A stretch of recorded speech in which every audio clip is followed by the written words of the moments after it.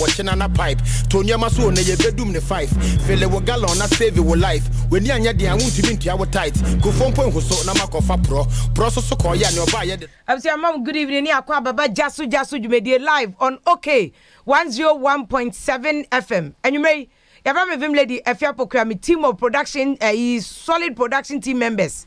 Omu nyina agina omana so a ye be fire. Yeah, fire because doom so no. Ye nyina ye doom so. Ka obia bi. Empedodo e Ghana for taxpayers money. Ene ye de power kanea no.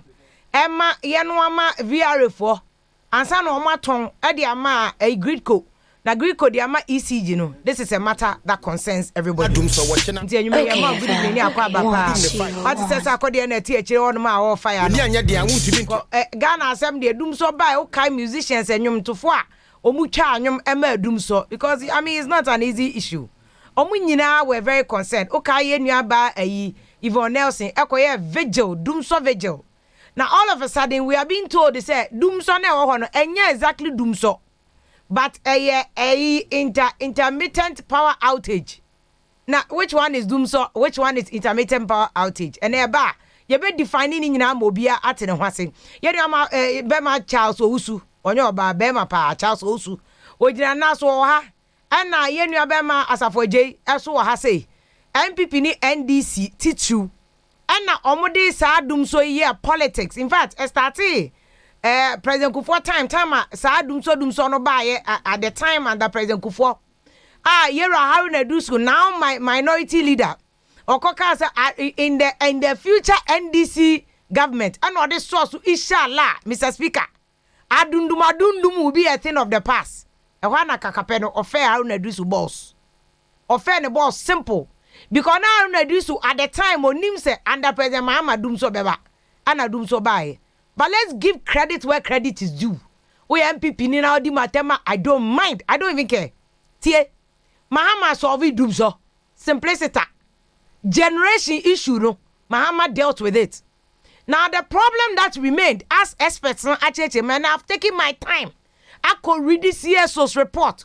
All the industry players, ECG report and I know presentation ECG the buy grid code the buy. The old kind report me and sending you now bomb any parliamentary select committee on energy. Who the bomber? Problem no any ECG. No.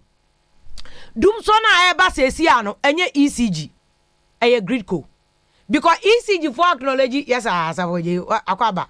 Na black idiot ebe kan wasem. Say life so asem media bi de bia na. Hey black. You see doom sona e koso say any ECG for nya hwe. ECG are ready to distribute. Greek humano. And the reason why I make us say, let's give credit where credit is due. As of Ojabe, Ojakra, I don't mind. Tie. Mahama must solve generational capacity now Ghana what problem at the time. Because from President Kufuor time, even from President Rawlings, President Kufuor, Ebe nyina Professor Mills nyina, and Obie who say, Ghana and Kania na and one is so we all realize that Akoso Mahu de from Wayoluman. So if we need Kenya with the growing population, Ghana for na air cost rona. What we needed to resolve was that because Ghana population in yini and population council for analysis of my HSA, Ghana population grow at a percentage of 2.5 2.8. It is a side na ni pe be hian Kenya no. It's a traffic situation here na can was him never cost ro emrebi. It they all realize say akoso mono kwa ho de entumi carry Ghana to the next 10 years and beyond. And that time no President Kufuor nyansa no yes ene enko ebui dam because na bui dam no yade no President Kufuor even at the time clock koye aduma kakra under President Rawlings who did say President Kufuor say every under President Rawlings 6 months when na fabu akoye no say that be ideologies near different or no a capitalist President Rawlings I know who keda ni socialist no on pe no yi no free mu and that's a man of principle and why na President Kufuor yi no free mu enti President Kufuor knew the blueprint na da for bui no and no yes and no dey ko be kwakosi awo because ye niska ni akwa ebui and he did a solid job. President Professor Mills buy no betoa adwuma na President Kufuor no so no wie bui no kra no increase bui ni capacity kakra na ye bui no. But still ana bui ni nsuo dodo a eba no especially with Burkina Faso background no mkoya na euze no ade na moa yen. Ye nya nsuo no dodo kra to power bui. Nti ansa nwe another one. Meanwhile under President Rawlings na ye T3 thermal plant that Abwaze and And again, Yama President Rawlings credit even in his grave. Sir Boaze no President Rawlings did it was again political will no. Enti ane di enti amede politicians aba studio anum ye beko honorable Kwabra Donko Pru Mrashebedweni or former minister ye beko no wa man so. What is happening in the Dumso? The reason why politicians sit in studio and then say omo na di Dumso ye politics 2016. Allah meka bibia. From 2012 2016 Dumso was a political issue. And sometimes we like it. Okay, the experts in Beba. Now no Saturday the experts in Beba, and then we will go to the politics. We will deal with the politics because it is only with the political will and you bet me solve with Dumso. Yes, sir. The Alcoso and Naya for Jenko for say any Dumso, a intermittent power there and then a this was a full Dumso, a doom Obeka Ameu. Honorable Amewu, former minister for energy, and Amewu is the one who has to speak to this issue. Na podie na pon ya mobo Matthew Poko Pepe no ya mobo oba ministry we 1 month kranuri but Amewu una wo 4 years nyina Amewu ba appointment committee na Amewu say we ye dum na NDC dia no ye dum kra ba MPP dey ye dum so, and this is politicians playing with us. O come back as then alcokan they are playing with us. Oh, because I'm a woman, mechanic, no me da doom some food day. I could see almost 20 me am for William Boating. Or see 24 hours. In that, I dear chin, I'm some friends, William Boating, and the Sunday still I'm the doom so more. And I'm such a best so I'm per Sunday needed. One so can anima, and then me got and coffee in social media and cough Teletubbies in Krabby. I'm saying if you out to Gulf City now, I bet you baby I'm here. Dear, why you don't know baby? Oh, one I bet you baby I'm here. Me kasi ama mi dum so na me da kane me da dum Saturday ni Sunday I say if you out to go city na dum now me tema me yo tema manye every corner of tema I live there. O say if you out to go city ya ko fie was I go city ko we ube vim lady wo hono ma munya steady pa. We will not allow MPP tie asafo jewa obefa me ba me so befa ne back. We will not allow MPP to redefine dumso dumso. We will not allow you to redefine dumso. Adene dumso. Ya kan ye duma dumso. Eso so. Eduma dum. Ukaboma dumso. Tien ye me say. Kan ye duma dum. Eso so. Ukaboma dumso. As of Jenny and before will not come and define dumso for us. Dumso. And that is what we'll be discussing. The politics behind it. But technocrats in Pedifona Cassiano more select committee no sono. Omo ahomane so. Yane Dr. Kwabreje ebetwetwe enkomo na friend say me see Dr. Kwabreje che say ya na say makofi Dr. Kwabreje o kai no kill the cat Dr. Honorable Kwabra Donko o wanchi a boy NDC for adwuma na NDC for court e what techi my issue no yane ne betwetwe enkomo cause what na sector no so da ama wa chair oversight responsibility over the ministry, so we need answers from him. Sounds any select committee no ebe twetwe nkomo pedifo kukuda mo nyina e wo so MPP for more select committee no so ye ne ombe twetwe nkomo pedifo akanya ne ombe twetwe nkomo ne ahwe ni nyina details so said ye ensem ni nyina tie ne de mu nchechemu abram because at the end of the day no omu nyina asom ye na honorable Dela so wa deputy ranking e wo energy committee no so ye ne no be twetwe nkomo no so ye de mu nchechemu bebram na otumi amaye de ekoso any issues bia akwakofa ba said me can say me makan 3 documents abom. All the documents show that grid code lines no ayo luban. Last week Saturday, Honorable Alhaji Amadu Sogo, former chairman of the energy committee, can say time almost solving generation issues no go for car power no ni ade nyina ba ewie no. Almost realize this humano cables na ebe fan kanea no from the south e de akokumase any northern sector no a problem eswa. Na ho odi iswa but capacity na wasn't ke build no e na akwa problem ti. Ye fan kanea no power no from Accra. Uni say power companies, PPA, power producing companies in baby PPAs no baby one cry ya. Any tema asoglidie e okpon. So omo twin kanea na Kumasi and beyond or northern sector honoma because grid go for cables no swa ahode ni swanti no e pompe kanea no a kodu baby ana de na shut down afede ajame it is the computer. Who phone you cry ukuta no who overloading with videos pictures near edu baby to me yeshesa was me nya baby. That is what is happening air cause dooms and especially our sentimentum any three northern regions no they are canning anti gridco is a missing link. say grid co for Soviet. The question is MPP for Nima. And then na 4 years, mun change grid co for home. And only I'm a question me woman I'm a uno. And I'm a so swerve. I'm a 4 years dear now we are here to change grid co for cables. And I know I am busy. Our campaign. And no question. And yet condemnation. A question. And ye busa amewu. Ye ni ye busa ye ramachopoku premo no minister. But to be fair to him, I feel no about walking kind papers unti. And also ye asem. But issues be trendy. Ebi ani deputy minister say a president befa omu yesi bebre omu yam hwehwe omu pa.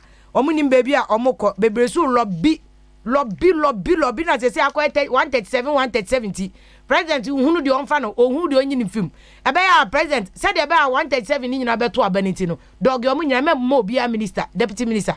Kofa outsiders, at the party for boys in nyina come dem kofo.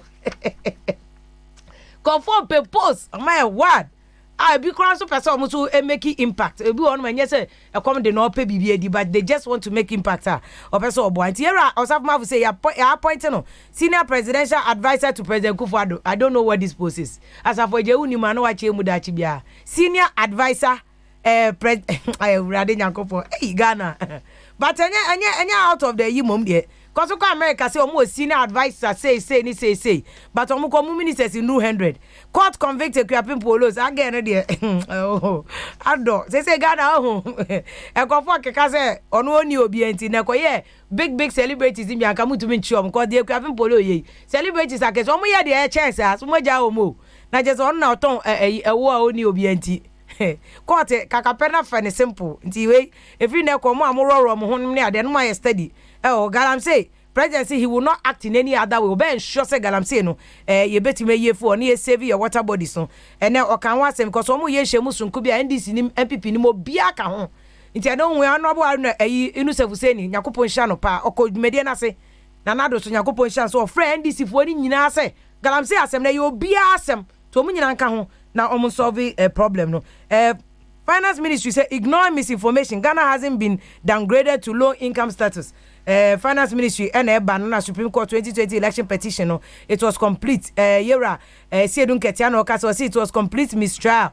As you know, Yana European Union Commission for say 2020 election was free and fair. Almost the Supreme Court decision. No, Siedun Ketiano say it was a mistrial. Mistrial saying, well, I will see what we need that.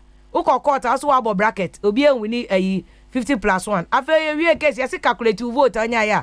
Makola calculator. I say do get. After they also Mr. say court the nkasa say oh.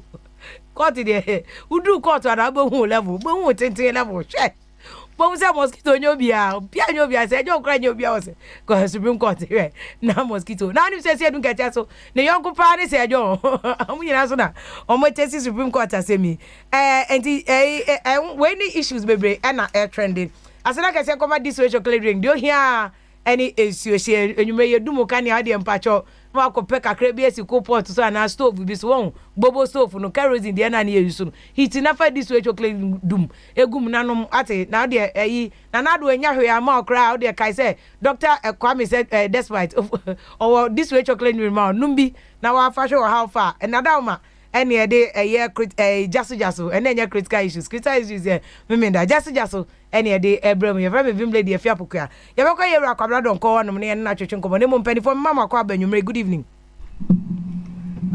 sabo ko de obafia adom ni mobro hu aha wo fa call ye ase why your mobo sa but benden enye easy mum but say so oni obi a wo hwe why anko na why janka the Bible can you be free my ye you don't count so or say ade nyina mu ya pass that my brother the trust am can e be akire enya de da fam so onyameti ase de ya bada nyame ase ba go dia ba bedru yo asafo jesu nko fo edu mo hwe ko so mo kra asafo je say post unya bi de say post ye nchewie nti so bonya mpo ayo nti de ka so we ke bia ma mi then I can pay. Come on, say not more international relations. So said they. Sa no muka. Hey, not more so more international relations count. And amunya donations from abroad. If you any other anything, bilateral companies didn't come over. I see. Under international agencies, institutions I know me aduma. I see. Me who ya na say not mo high tech. Moko high tech. But na de ebeka dum so no ye ne select committee no ebe kasa on fo ye twen yewra kwabra donko batata fo je wona wa party ewo aban mu munnim se de modi dum so ye campaign alla eno de udi na wa hanum kra wa hwe befono modi ye campaign papa emma mahama ho hi moka 1 million votes na munya vote nti asafo je ba ne sana sesi ye kan ye dume de na ekoso wo wa ban mu de no maka kire o e bia minda wase na minchia wetifo na minchia misinia ono so campaign no dum so de no ye bio oya uzi ono so ye bio on dem say enye me nko na enye nko ni ono so ye na so no de mo slogan by change is coming change has come change ni dum so no oh David odi me ba ho cha so usu odi otumi betina chema general program so me say otie ma so brain ni minimum ntesio enyina awe and the change is coming any dum so no if you on a more serious note I'm saying background to the issues no ama so I don't think that who be here be to delve into the background because the juma no dey why maybe kakra ba kumenu bi ne dey be kan but me I may have a different opinion maybe you will be disappointed oh nya hwe kania de mi rami demu a na me de me safa ban ho a me so me dum no me dum it is a kania ba na kwa e dum so me de that expression no nya fi na me ba be semantics say na dum so na nya dum na I mean me personally I have accepted it say dum so akoso boy ye hona na ye generate kania but even here sometimes you would have light off light on when it goes off never on edum aso so per the literal meaning na ye dem ma dum so some years ago ne way so no I think that when somebody says that dum so I won't be begrudging and I don't think that the pennyfo no ne party pennyfo na even the minister in question is fighting Ghanaians because they are saying dum so no. But what we are making clear, and then so me babetna hey, a coin bemua, making it clear, and he say, near see ye no, any near see no, and ya the crop. But the result is the same, man. No, result in to mean the same. Oh, there be. Okay, Cheche. Result in to mean the same. Okay. Near the kind. Me share the coverage and an area.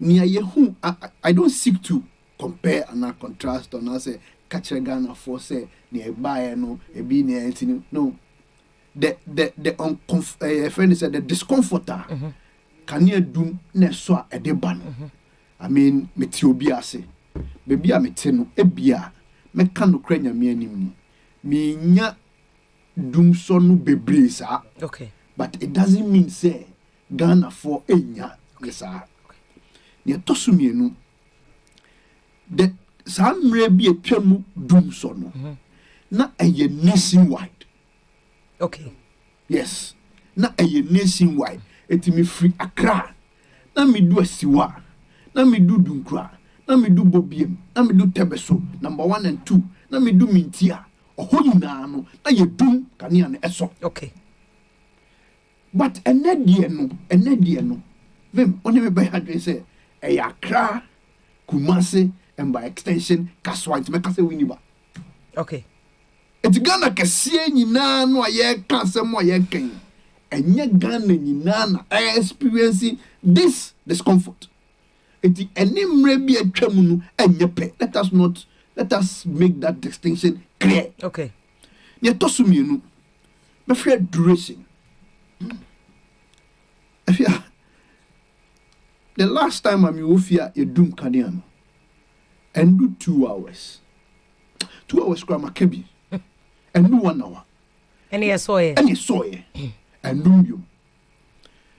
Baby a matiti bebre no, a big crowd castle a dumie and a sambaye and a sendumie and aba. Obi crasso when you may make a quadano, no medum. Me sorry, no muscle. Meeting time potting ya. Ya de soye no ebi kura wa hu na wada So the duration as compared to a maybe now intimate that do so 16 hours. 16 good hours. If you crowd 3 days continuous. Okay. Now you can ya grada. Upeja phone no charger na dia kwa adwuma mara ko baby akwa charge. Ebi the battery car battery na show TV ehwe UEFA. Say na Liverpool boy near the car battery na ehwe. So the duration can never be compared to any the crop. It's when we make that distinction as a consumer no. Obi o tini fi o hwe kanea no. Me no ya again say first na a generational issue. Say a transmission issue. But maybe it's a difference in any okay. Because of for opening comment in land na me ko yi so. Okay. Now the next one. The kind of communication, transparency, clarity are buying way and they are two. The friend is saying discomfort. Me them friend the challenge I am facing in the energy sector also.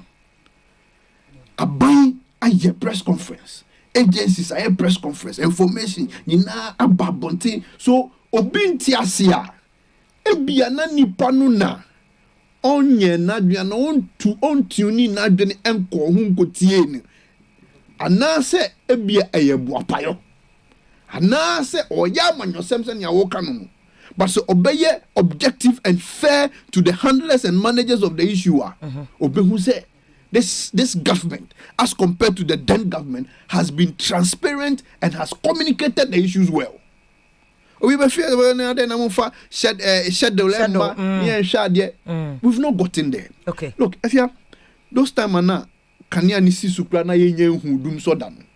Na kania dum na so. A problem be na maintenance na be problem be na kania ni dum.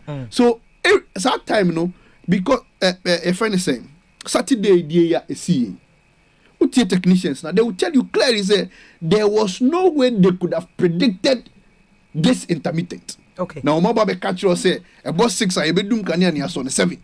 So they couldn't have. Omo claim sir. Yes, okay. Because it happens. It happens. There are times where genuinely a transformer be trigger or line be cut off, way be cut off. Those ones you cannot predict it. The machines out there. Okay. So I think that some issues way should settle the matter and bring clarity and finality to the issues. Okay. And yeah, the crop. Okay. If I want to see, mesamba hobium. Make sure what I Charles also. Of AFIA. Mode munyina wo say wo ka ho and I make can say wo ka ho mo a na mo tiem changes coming. Change we na wo ye campaign ma ye no. Say wo jitum say wo ye campaign ma MPP for kakra de. The kind no. Ma menchia. Peja koso. Okay, ma menchia. Na menchia me nua asafa Jesus so. Ahwefo so hwen. Na atiefo so den. Etie. Omo nyina so ye momajo.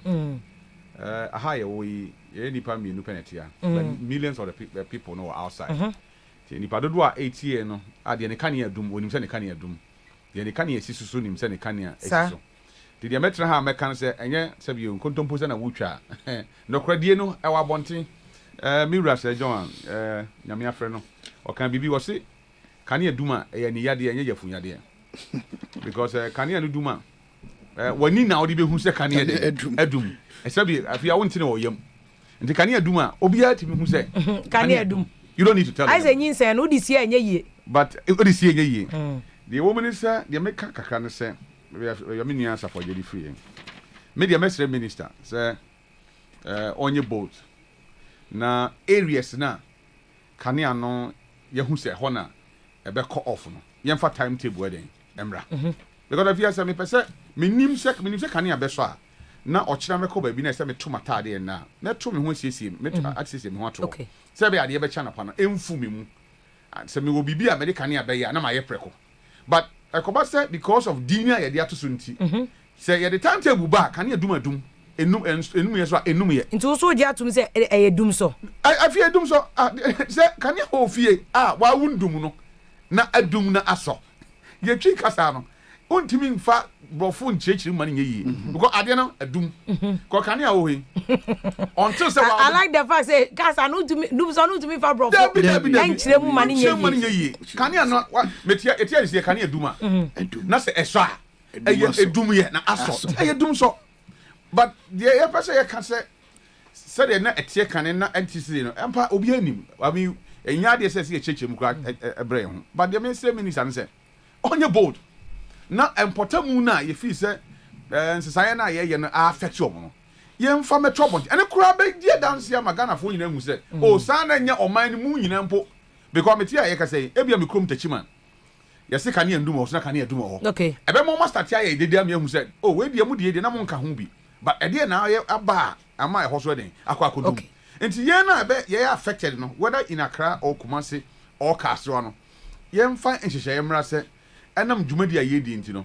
say na kania no ne so ba ye enti say office wo bibi ye within this time kania wo ho but no should that responsibility be with the minister say minister onye more grid ko na grid ko but they say see the backstop at him okay because ye kan ho say me sabi kania ho niam na ho afia uti mfa magic enye ho dwom enti owura na po onye magician na asema ye kan ye o bible mu yesu ni nasuafo nam omkoto obi ane na so asi na ni afira osan ebubuafo e na nasuafo no bisa nse na awurade we de e o no boni ana ne papa na ne mama bi o so da bi se be ya awurade ani munya be den e be da di hwe kan ya asema e ba nyina no it is hard time say ye be jai all these blame games no we see her we ain't see her the fact of the matter is that your problem is here.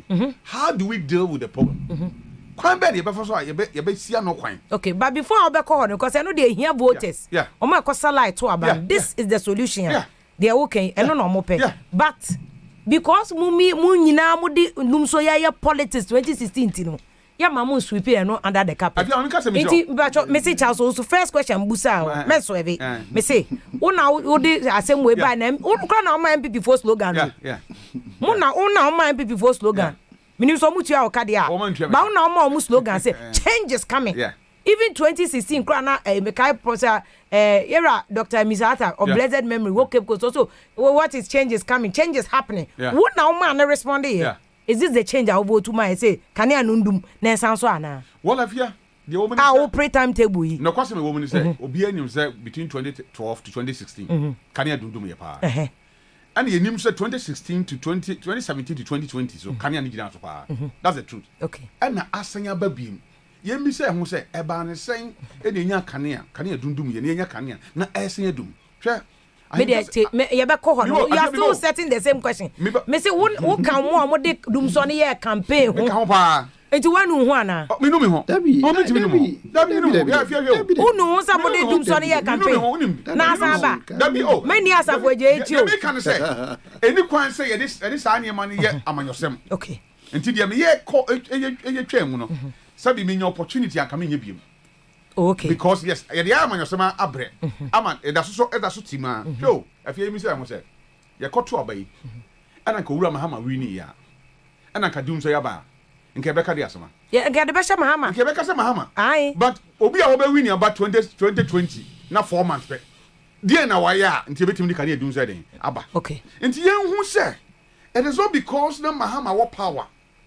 Enti na kane na ye hu sa.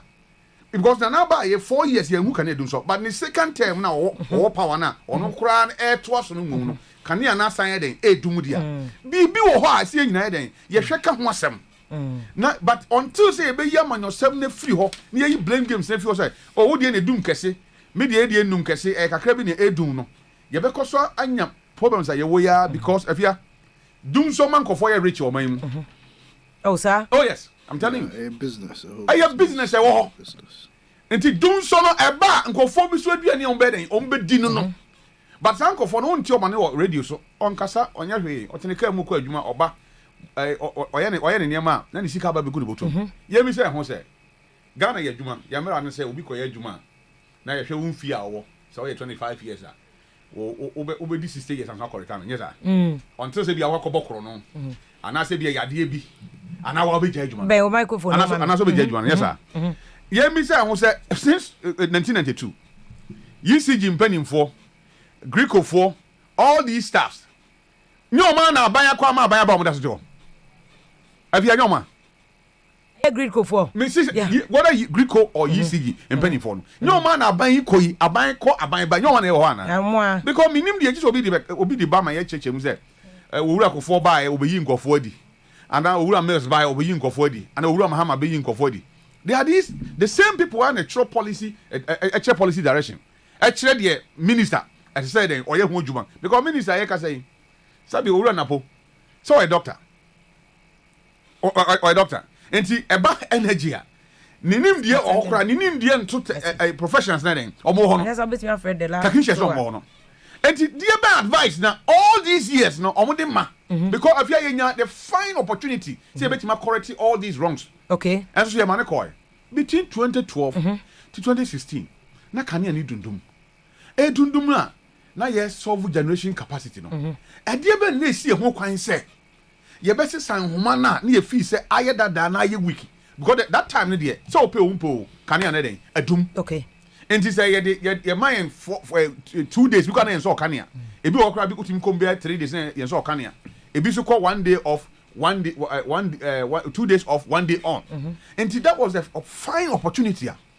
And you name the foyer, or when Kania Hojuman. Into they would blame me civil servants, any ECG. Yes. Say, Omono man says, I do baby, I dream, and your politicians now. Not doom so bad under Mahama, nay, and yet the same people now no more. Mamma de Kwasha Mahamo. They say, I don't know, say, the SC, I'm a number me who said, sad time, no.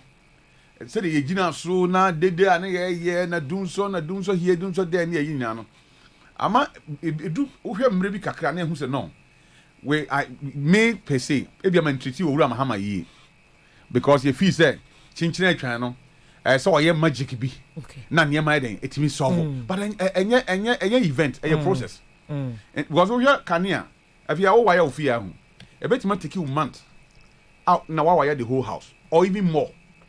But the basa also can we just need a tap. A basa also can yeah. So tap okay. That's all. But wiring no, it take you over there a month or two. Okay. Before it's going to make a whole house wiring. And we are more and changing of wires no. Ah, you who know? And to me quite say yes so can you doom can you? A bit take your time. Answer your solve. But I have very interesting perspective now. The banner so it's a very good but. It's our time, no 2016. Yeah, Mama Hammer the same explanation. What if I disagree? Okay, okay. You that's why if you want to maybe also cross over. Maybe also. And you go President Kufuor be, and that I didn't respecting. Or the petrol campaign. Now share that time obedi akunya no so no. And who say eh yanom sa fan we want some me can be. See ye ka say ye ndie ye ka ye ho asema.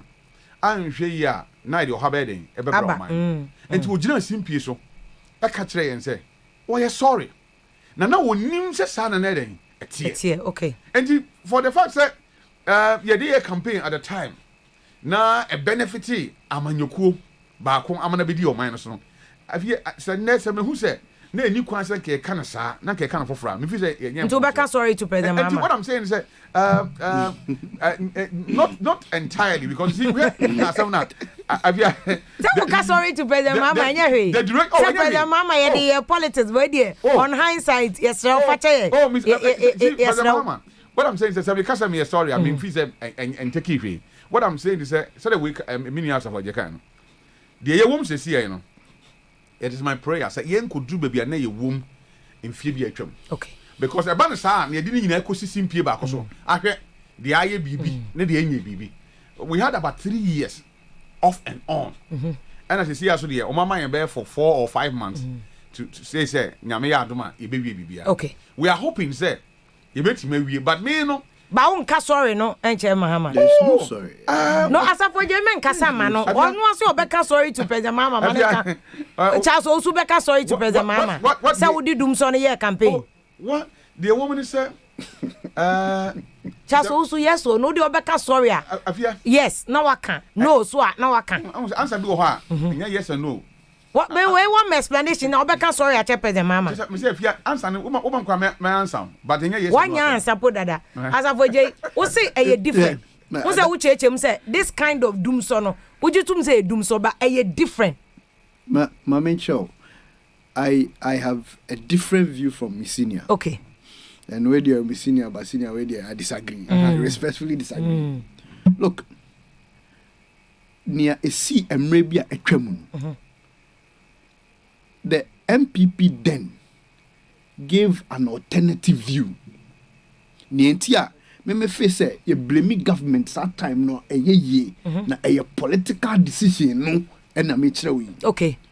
We told the then government say look enye generational but a financial. I said there be that time no see there be enye financial a generational. Yes you kwade no share ne ye. E won say no enye generational as it so was. And also we were meant to believe, but I financial. Say yes, kasem. Yes. Okay.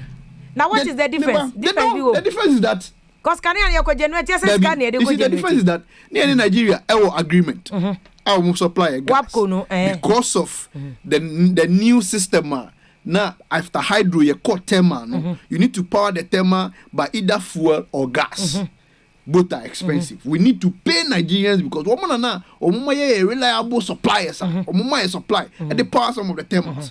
They did not. Omoni a agreement ni mo biom.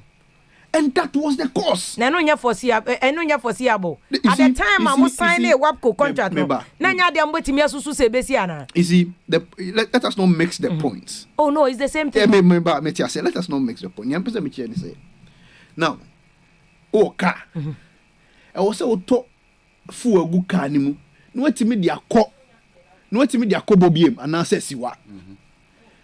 Usi there be fu na ewo mu no wontongum na okoto car foforo. Etinu car foforo arrangement na wo ye obi ase o there be car na si ho no betimi akwasiwa. Enti to fu algum ni emfa nkwasiwa. Usi there be etisia o peska na dia toka foforo ni atremu akwasiwa ene mo yetena Ghana for 3-4 years ni enikania no. So I blame government. That time Mahama was to be blamed, the NDC was to be blamed. Ene me no ka say share arrangement a omni ye PPP arrangements ni e friend is alaboje ho me so ma me na nya aboche na cheche mu nyina man because who blaming government. Yes, so I'll blame government. There is no apology, my senior. There is no apology. There is no apology. There is no apology whatsoever. Mpacho una won apologize to Mahama because Dr. Kwabreje ya me Kwabradon ko ya na ya Kwabreje ya na asi afi no Ghana politics mu na ma ya na masand ni diaba Dr. Kwabradon ko pro is ma shebedwe nu so no watena energy ministry ho da wonim die bebre wo ho nim so no kasa on kasa just as a mere member of parliament also as an expert wo field no emu wa amano eso doc enyume mpacho good evening ni akwa baba OKFM.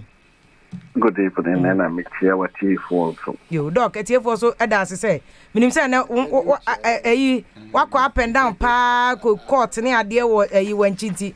Yeah, wabre, but here as I say when ya abuchame na oni e betwetwe nkomo doc. Wo na wo ye expert e wo energy sector mpacho sa de kan ye dum ana eso yi. Eye officially dum so ana enye dum so. Asa na wonya abucha cheche mu say e de na ekofa we nyina ba no. Okay, Sebra, me minister no. Sa word no, man peneso da intimi so me fa me ye adwuma. Ye wo de potoka sabe fe no load shedding. And say load no. And I said nyoma eson system no. Ebro system na ho de so enti esi yi bi to nchen. Eno na ma we na ebia wo chena ne ma we ene ye low shedding na me ka sa me no ka ya me ka say ye wo local outages so ebia sa bro ni so transformer esebo bro ni na a blue atochema ba anka ni papa bu no say sa transformer no tochema enuoma na loader sa transformer no so ano see it me a yima transformer for say was spare capacity. Okay. They would need spare capacity which be new mobile. And on a make kind of say localized outages potokasem. Okay. Okay. And the woman and say and kania no enyina so baby so what my baby crew we ye say yes sir near doom yes sir near doom yes sir near doom. By Mr. Minim said, you have Netco and a Sebu and ECG, Ghana Hano, your distribution companies. I can see no mean when you're private war back. ensuka ho ba ha netco na serve ye menim say eto da na griko fo aka che netco fo say obunti load no so if you say box supply point a feedi wo mo no capacity aye exceeded enti eno ewo ho okay enkra eno so ewo ho okay but doc now o committee no so I say o ranking member of committee no so na by virtue say what the minister that was sector no situ wa ben ewo mu say ade ye nyei wo so mpese obebodin say ye dum so ana say enye dum so bakane ye dundumi o ma chem o committee level say dia na ekofa kane na edumdum ne ba e dia na di we say aba pacho we die menya ranking member minu aginapo na ye aginapo okay but me a ranking member of another committee so. okay but me a member of the energy committee the minimum and but to be a decisions to be taken in 2018 okay a first quarter 2018 and also as one at yet okay but what then decisions are 2018 tariff reduce you know the electricity board so no Gridco by Committee of Mines and Energy na me members are 7 parliament so 2018 omni CG nyina ebeka kire ye omo revenue ana protocol mo de friend cash flow ana sika omo nya no Gridco forecast omo de so obususo a enam electricity boy a chase no nti omo be lusu be over 200 million Ghana cedis so omo lusu about 280 million Ghana cedis in 2018 reduction no nti na eno so on say omo ka kire ye committee no so say critical maintenance be a omo ye no omo suspend e bi okay and expansion project being so omo ye no omo nyeska emfa enwie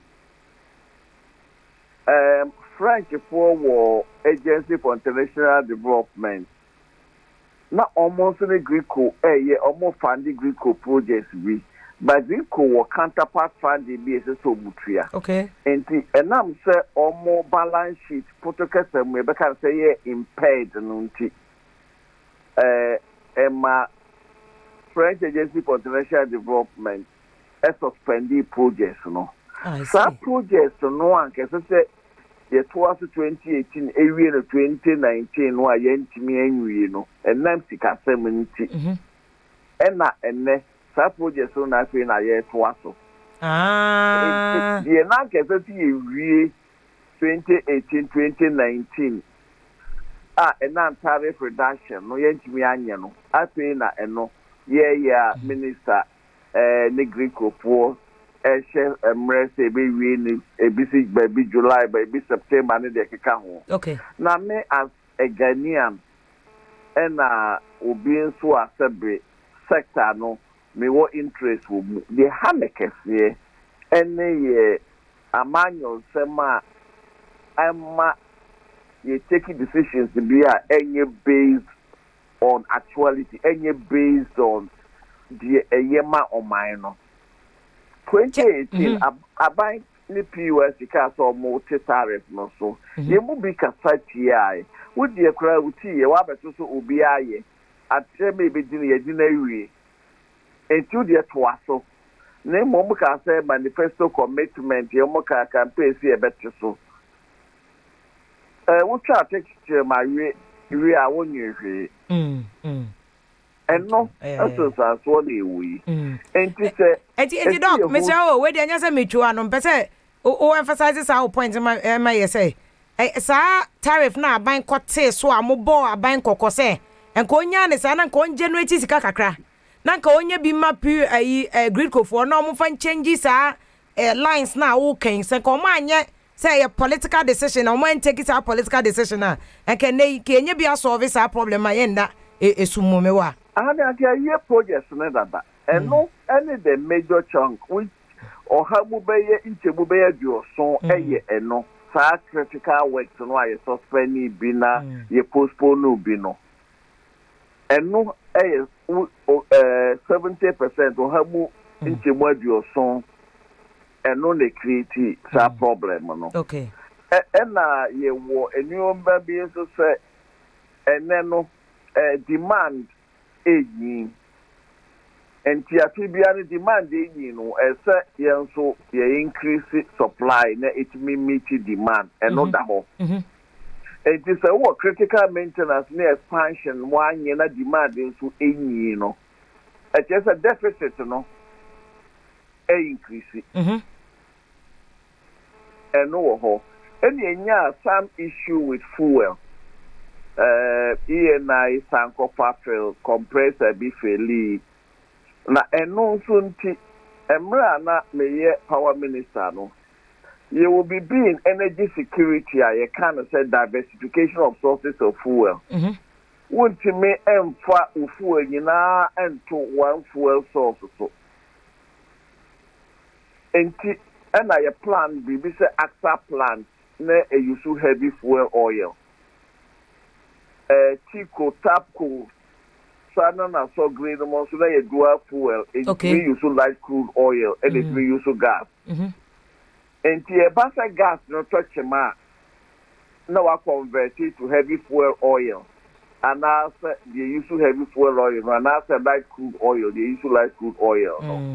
Emra ENI Sankofa ye compressor no no na you need treated like crude oil. Oh, okay.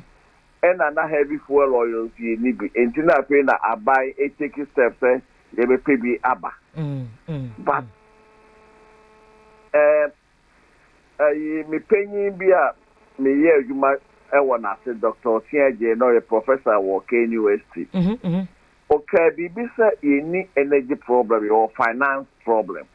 Oh, okay. Custom Say maintenance, say expansion, say crude oil, say payment for gas, natural gas is custom.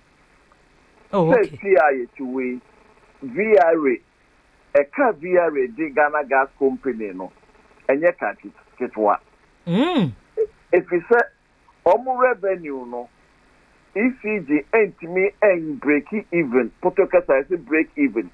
Sika was spending the original and your pet campus or Konyan password. Now, what you mean, a tria is just what trianing in. No, when tria generators are via rainy IPP, so Eka Hoa and no, almost in Yakwa in tria Ghana gas. Nan campus almost woman, you be a grid conform when I transmitters no. Aha. It was a coteswa. Not what body so through me, you know. And dog, but so clarify just can you do many idea nina ye sikasem? Sikasem and a way. Okay. The sikasema and first quarter 2018. Yet tariff on no eco create sikasem problem. Okay. And my grid code ECG, even VRA cra because we show me and saying that 2016 balance sheet will be a profit. Since that reduction, also balance sheet will be a boka. Okay. It ain't necessarily say a friend say ECG for na cause a problem. Because and they say I say workers be no more manager no money and ECG na cause a problem. And then your grid co a sikasem wa ye pay sika ma omo and kadum so we nkemba. In management, you can always improve performance. Okay. You can always improve performance. And almost managerial and other challenges. Won't mean can say a bini hokra. Okay. But it's a because say oh how much more do you so no there. Na a tariff reduction no. And now na say a buying Apple say or per se amount for home in the short term no so my reduce the tariff. The Uncle Betty say fortunately some entities the Gridco, VRA, ECG, Netco, a BI 100% owned by the Ghanaian state. And it is only a Jumaura.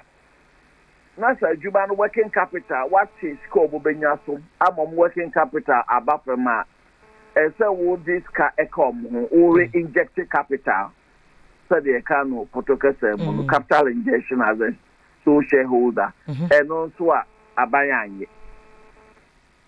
Okay. Ika eba omu cash flow so wa impair no by say omiete so.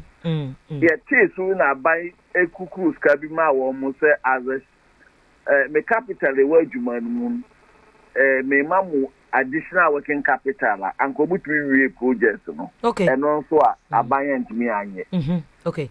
And dog going forward no.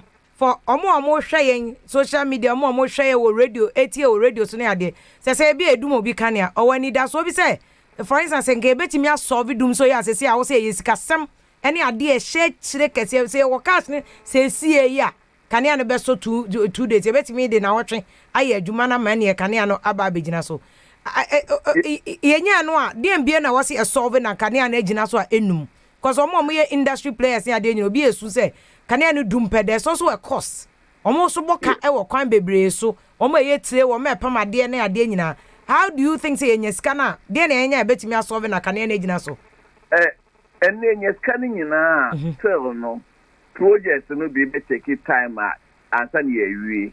Oh sir, for example line na Esebu Kumasi there was a reinforcement project between Kumasi and Kentampo. Kumasi are overloaded. And na Kentampo so na bui power. Kentampo substation no, and only the primary distributor. And the link Kentampo to Kumasi reinforce and then power no be bit me a home so abba. Okay. And I need a year 330 kV line central loop no. Eti nwie eti wo enyuma eno no wunye scan na eno still be take time we wie. Okay. So some no na yan tariff no so anko wie. Okay. Enti dog me dem person ti ase purely no aya governmental decision and na cause a delay no. Governmental decision yan so na betimi resolve ade no. Ill-advised political decision. Okay.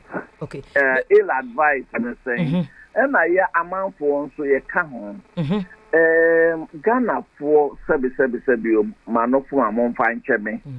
Ye pe enyoma emre any empe no kreno.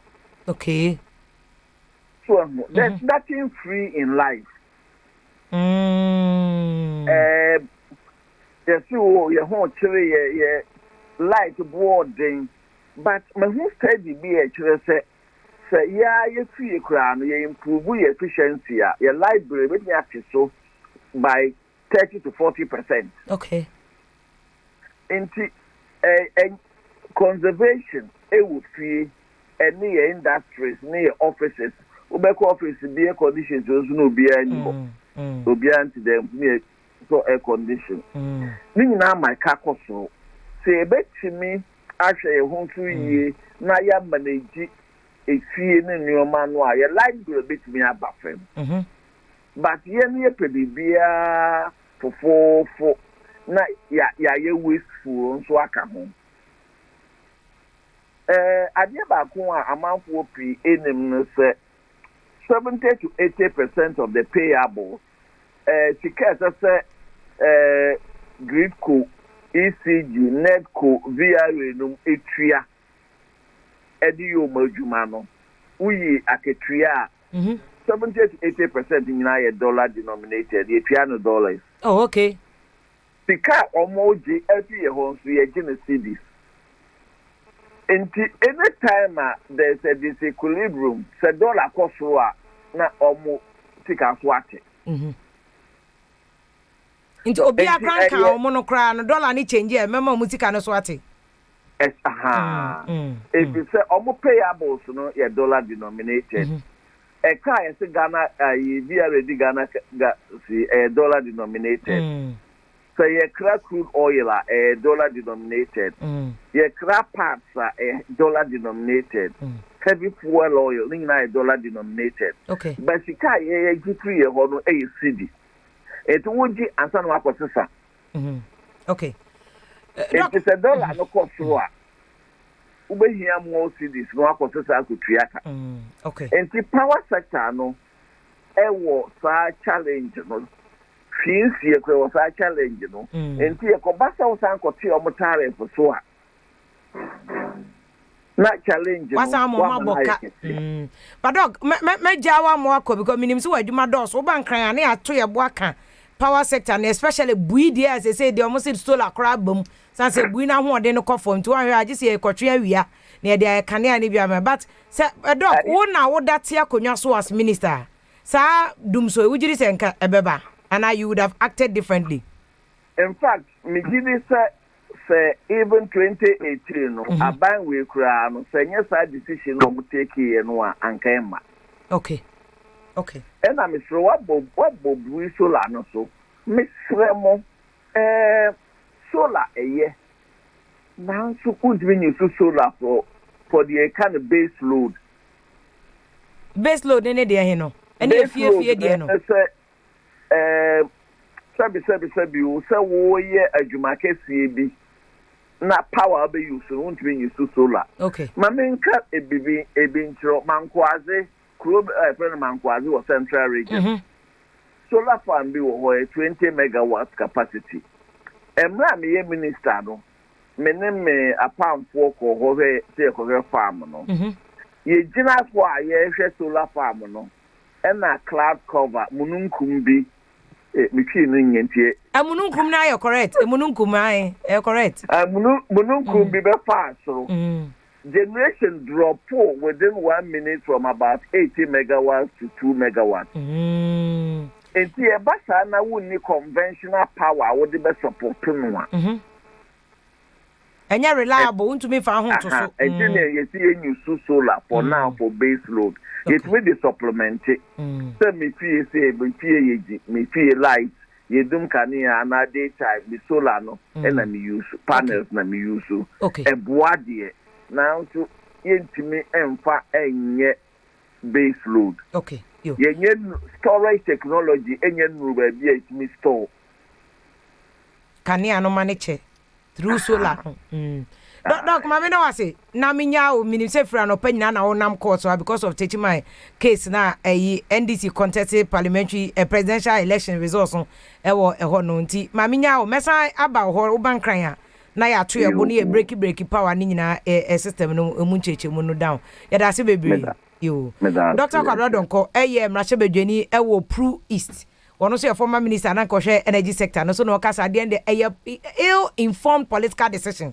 Inti asafo je wasem na wo kan na Dr. Kwadrodonko ama answer say nka munya enye politics na mode kane abo no ye 2018 ana nka mote so a nka munya esika extra e de ma gridco e mo di change o mo lines man ka dum so enke mba ba vote am penti time yete Kanian Solo. This argument came up. Reasons for reduction was clearly, enumerated. So one, and I'll go back a bit to the stages, the generation, the transportation, and the distribution. And to generate here, the ahumani the power ni so we same ahumani machines ni nyamana ye distribute. So when the cost punchline so power no yen so we yen sem fache me what se sika ye de yes adwuma no ekofom a na wo da so charge nipa the same amount I charge nipa na wo bo nipa kro no.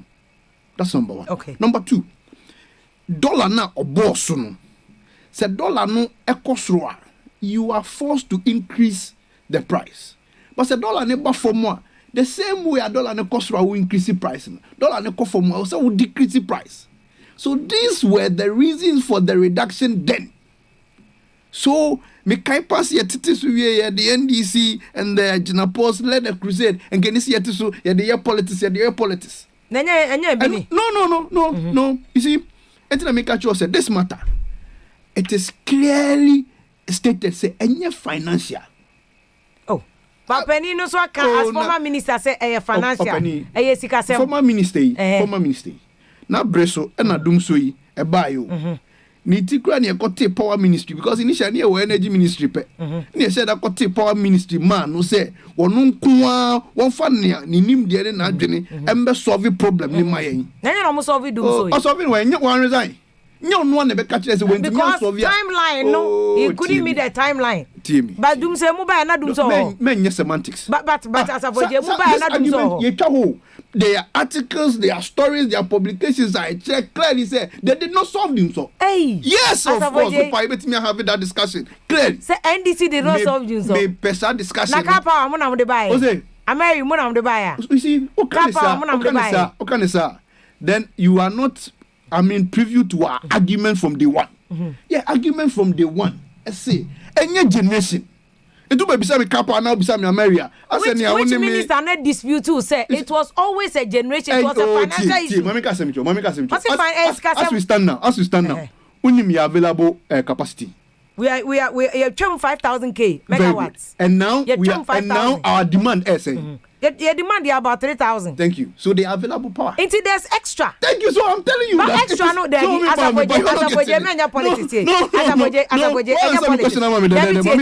you installed capacity generation capacity 5K. Demand is 3K. We have an excess of about 2,000K. The question is, are you going to 5K in the buy? No. NDC you are not getting me. You are not getting me. Okay. O say, Kappa, any of the buy, any of the buy, I'm catch yourself. When you raise those arguments, it as though you are not privy to our position. You can't see any of the Kappa buy, and it is because you any of the Kappa buy. You ain't going to fuck Kappa man. It's in your catch yourself. And your financial and your generational. So we've made this argument long ago. We've made this argument long, and it is clear. And I make sure say, and now somewhere you king, and your financial. What's your financial? No, because I believe Ubisano question me. Ubisano, and no car say, Ubisano say, etino honorable say you kite scanua. Can you never bana? And no bua will say, and a project ni be a year, no, a bit take time. So and your financial. No, so the agencies and the institutions above Bontia Babe Kacho say they do not have a problem. Look. POKUAA, Kaswa, substation, Midao, compared to. Mida hasn't come to tell you that they need your money. There's counterpart funding. No problem. Has it been out there because we have not been able to provide a counterpart funding? Kaswa ni POKUAA. There's one. I just said there. No, yeah, I just said. Agent France there. Who says financial? That's what I can. It's energy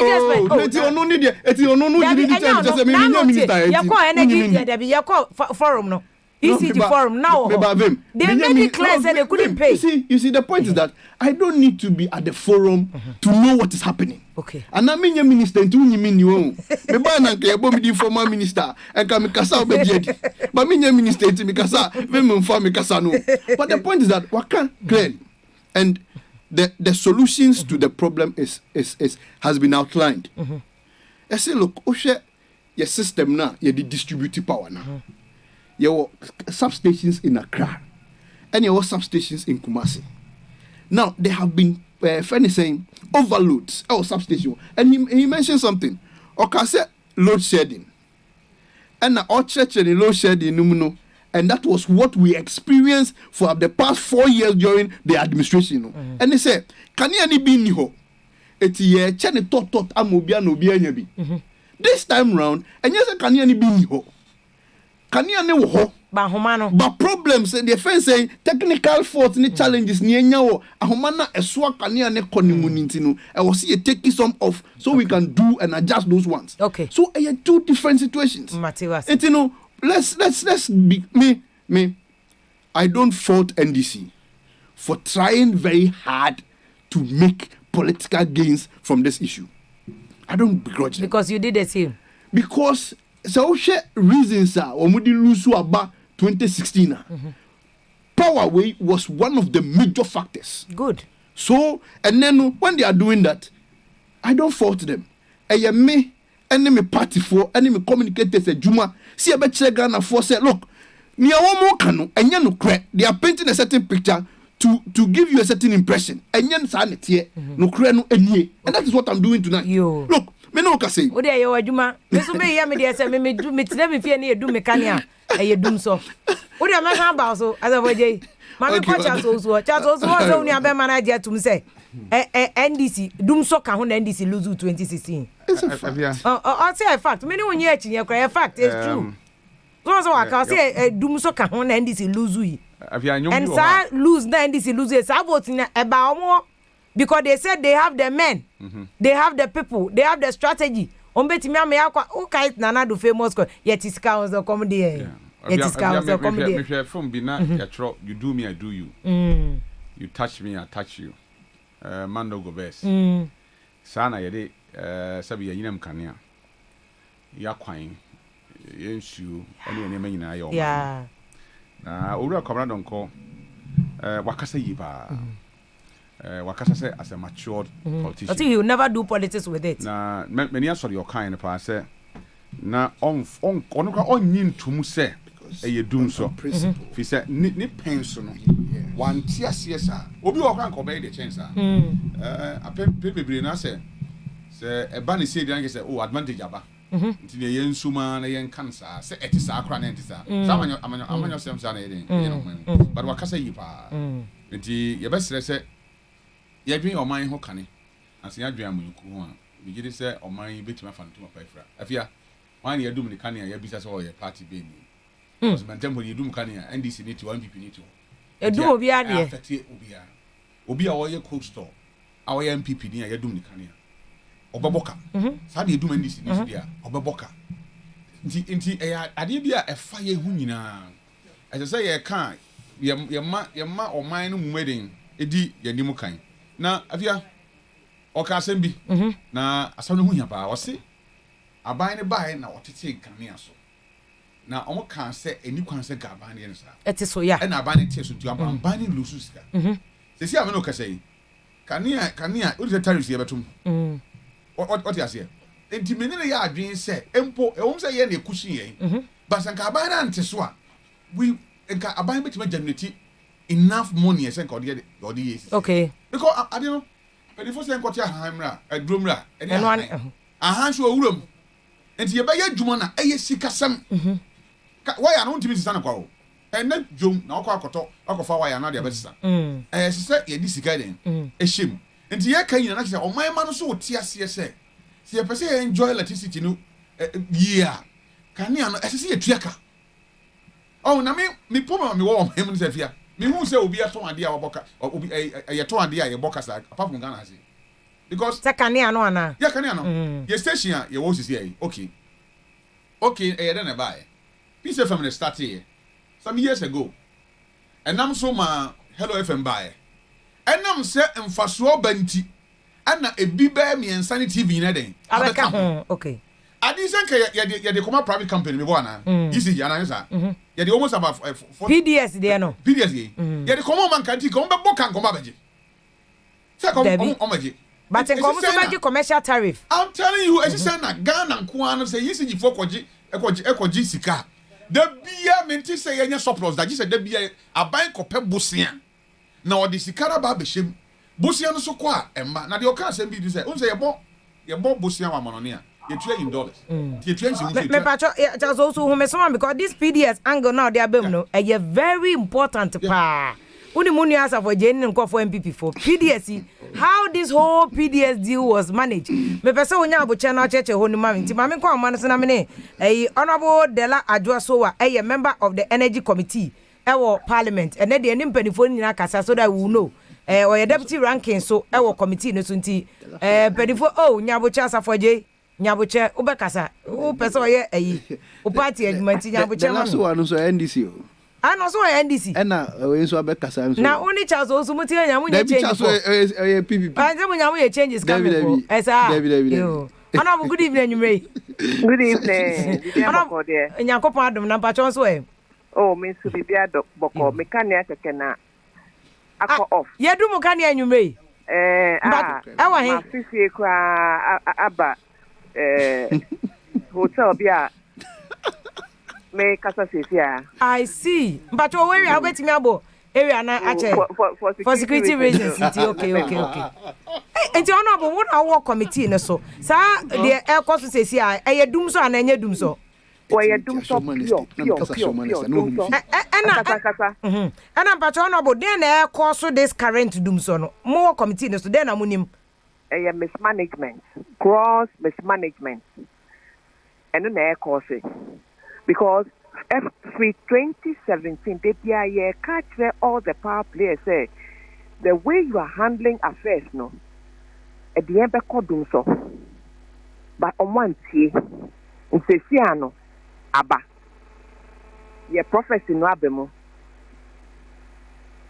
It was a gross mismanagement. On a bit me a church and say mismanagement in which sector? ECG, Gridco, and I say a VRA in the chain, and I a government purely political. Mao ECG example. 2016 time John Dramani Mahama be free power no. ECG bank balance was 578 million Ghana cedis profit. In the ECG can be profitable. The following year, 2017, MPP bar power no, the whole 578 million Ghana cedis eroded. Emamu deka $521 million. 2017. By 2018, no, Ekano I could do 2 billion Ghana cedis. The following year, I could do 4 billion Ghana cedis. If you can't be profitable, why are you running losses consistently? It means you are not managing something well. Number two, you are not managing something well. The way you are going, no, you don't even your financial situation is so bad. Say, you cannot even do maintenance, regular maintenance. My sister, almost to me, regular maintenance. And maintenance are simple. Say, you best to try grown grass around posts. So come to me, who free a crowd, who come in constituency, say, yeah, bushfire. Share manishi pole, no pole, na tackle. Anytime I bet to be out of form, then there's another problem. Okay. The issue is gross mismanagement, incompetence at the highest level. Even PDS by PDSR, fraudulent. PDS by no, they did better. They were able to increase their commercial collections, and they were able to pay Gridco, and on average 66% of the bills they sent. Okay. You know, we are back to 40% payment of Gridco bills. Into Gridco so on this car, or the running. Maintenance and upgrade. That is purely the issue. Okay. Now, issue I take you by surprise. Maybe I'm not take me by surprise. But your work committee and the power players, it shouldn't be surprised. It shouldn't surprise them at all. Because the idea, year in year out, mobile committee meeting now. You can't baby I'm more kono a bedroom. But on one But we're very interesting. Say more debt no. ECG4 moving from a profit of 578 million cedis to a negative balance of 4 billion. But a ministry in our oversight responsibility was ECG Gridco VRA. Mobile committee in an ministry in chair planner. Or wow, the better say ECG Gridco VRA on be profitable no menyeska I am maintenance so dan kadum so we mbana. Did they give you a plan? They don't have one. That's the whole point. They don't have one. You know, who advise you Obia? Ope anawafa on petra offer and that is it. Yeah, advise you say for the benefit of the country, for the country's benefit, not for politics. As I say, I don't can I affected no. For the benefit of the country, no. Yeah, there a bit Ghana for. If you reject my advice, then these are purely transmission issues. They are not generation issues. They are transmission issues. Okay. Now ECG the commercial losses, no.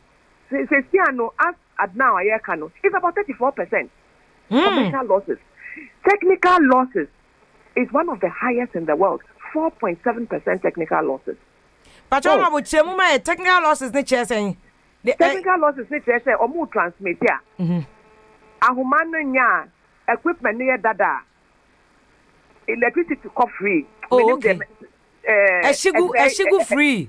Because it say who near the a bank can say it me overflow now because something like that to explain it in the layman's term.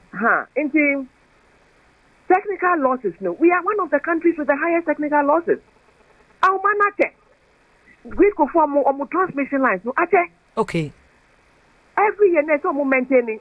One maintaining there be scanning where one maintaining there be. Hey, Monsieur, you, yeah. That's how it's been till now. But honorable, at more time now, not doom son or na more solve generational issues. Say Benya Kania no more. Say we have an excess 5K megawatts any or 5,000 megawatts.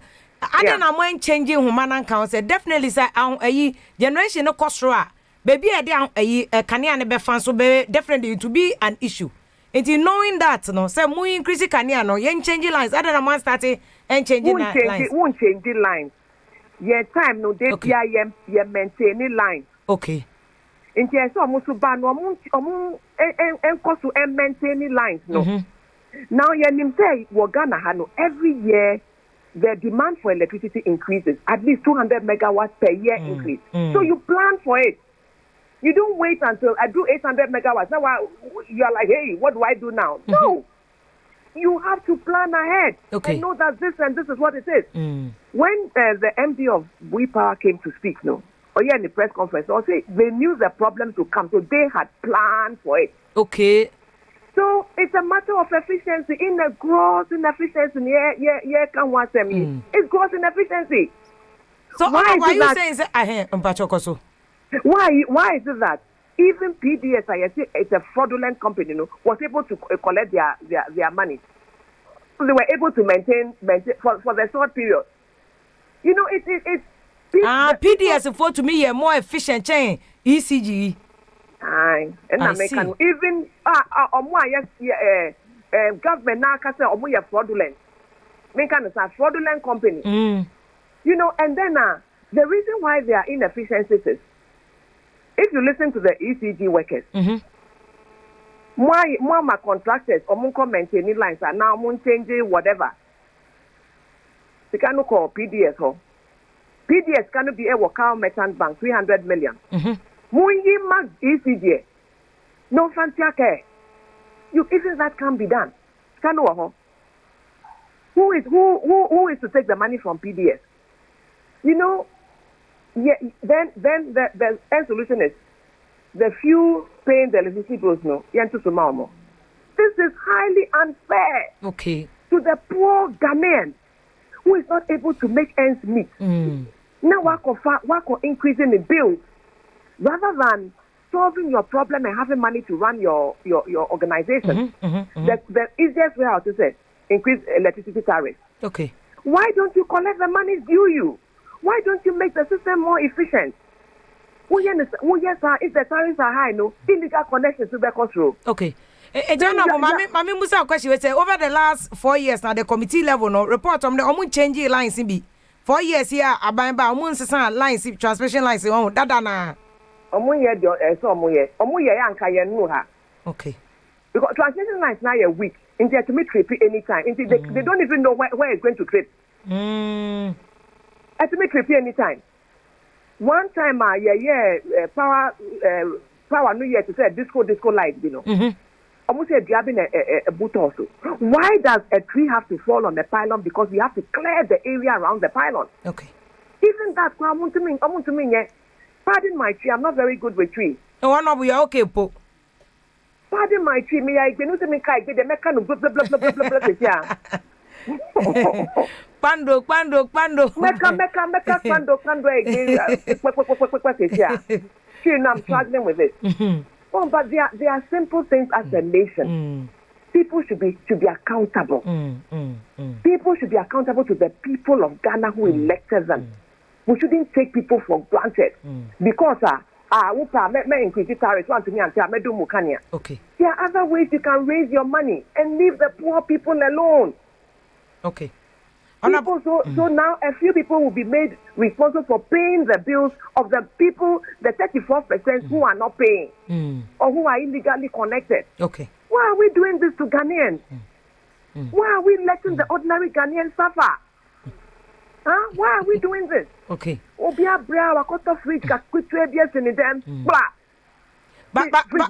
honorable ni mo bi pese me busa say we say I woka say doom so or say exaggerate too we need do because under more time doom so na a nation where there will baby but we know almost say a part of Accra just because of lines baby almost trick no echo Ashanti and northern sector Ashanti region Ashanti region kwa mama rare ho Ashanti region doesn't deserve this.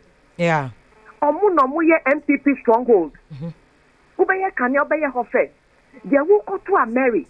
Plant a war feed into the national. You walk to Ashanti for what? What kind of management is that? It's like you are removing a house from our clients sending it to Kumasi. Won't there be cracks and breakages? No, the people of Ashanti shouldn't be treated like that. I'm telling you the truth. Okay. Honorable, one of the panel members, Opeso Busa question be as a voje, open question mark honorable member on the committee. What is your issue? Say agencies eba parliamentary select committees. Now they will report eba. They bring a comprehensive report. Comprehensive report ni munu. They will tell you the kind of investment they have made. No masancha losses they have incurred or profits they have made. And if she is able to see the losses they have made, she should tell us the kind of investment and other information in the reporter. Or their own muscle, because you make investment to make some losses. Okay, but we want to know those some of those. Honorable member, do you have that information? You know, I don't have it, but let me tell you what. Even the Millennium Challenge, our U.S. government gave some money before the PDS scandal. They didn't bring the rest of the 190 million. What has it benefited us? And the PDS, this kind of what has it prevented? They brought the money for us to solve energy crisis. What has it benefited Ghanaians? Zero. 300 million. Zero. We are back to square one. You can't tell me that the power outages is in some areas. Whatever it is doomed from the core concept is the same, the back across the same. What is it? Look for your facts. There are issues on ground. In Ghana, we try to politicize everything, and that's where the issues is. Instead of facing it and saying that you find a way of supporting it. It's wrong. Say Muhammad, this one to come, you should be able to say no. There's something wrong with this. We are not doing something right. You call yourself better managers of the economy. Is this a better management? Please. Yo, honorable, mama, now I see you made for your time. And you say, "Yenti kra na ufi kwando eba yenti." Next week, more bad time. I was here about TV, so now you be extended because doom Sunday I'm saying yankoye. Yenti, I feel the bear west, be a bear west, but almost almost change line no yenti. Almost a bear west, me make. I see. You honorable mamina wasi bebre thank you so much. Honorable Dela Adwoasowa Pando Mrashe deputy ranking member of Mines and Energy Committee so parliament Charles also na now kasa sana as a member also because as only honorable issue and now over just 1 minute 30 seconds to rebut as a the point no about honorable issue no honorable member but you need documenting before her. And such a sensitive matter of the state I am discussing. Untimi ma mbeka se ye do me light na makogina your friend is saying hotel na me dim komo ahemfa na ye do me light no wa because of security matter me timika. But that security matter, it is not true. Mami ka se me cho enye me go focus me to go city because of security matter. I cannot come and say why oka se o tetema na me hu se o gina tetema committee 3. Na so to me ka se me te ho me bisa question say o ka kire me say me tetema na me hu fie no the security matter here dey say be on person obi na no say Debbie as a boy you will narrow into her radius. No, it is not now there narrow to the radius narrow to the weather radius. Please don't hold brief for her. She should have she should have tell Ghanaian say Meti Ashoman Estate and expose herself by security. And you know expose what? Meti Ashoman Estate. Ashoman Estate, you do Mikania. Then people from Ashoman Estate will corroborate your story. That's number one. Number two, on say clearly, she could not tell you the question. She could not answer the question I asked. Then she was pussyfooting. Now for before you mentioned specifically ECG. You see, they are making losses. So let's see. DNA will making losses. Honorable Comna don't buy ya or Kasa ya will be a ebona basuahi. We are doing politics with. Then the naysayer tells us that at the end of the crowd, Baba, Westmore. There's an empire born on say. Or mine no Ghana no dum so no nkoso an there so plan now mo so plan ben no share now what committee ne so o say committee ne plan no mo dey aba no committee ben plan which report is she reading committee ben plan because the minister and the sector if any said the agency heads out clearly about the catchel the roadmap in solving this matter me tell my catchel say look they are working on POKUAA to build a substation in POKUAA to take the northern part of Accra. They are building Kaswa to also do the central, the western part of Accra. Kumasi ne Kintampo to take some of the pressure. You better divert it from Accra to the Kumasi Kintampo. Now come off. You find Toma. That is the plan. And her point is that more delay. Kwabrado also be emphasized. Say we in 2018. That I have disagreed. Them catch you say. And you can't see as of Jebu so me friend MP no kasa. O beti me di. I said me tia me ni posi. Unyi me ndi bebre wo. E ha me pa o. Because her obo maintenance. And per the report and the record that are coming. Almost say for the past 8 years.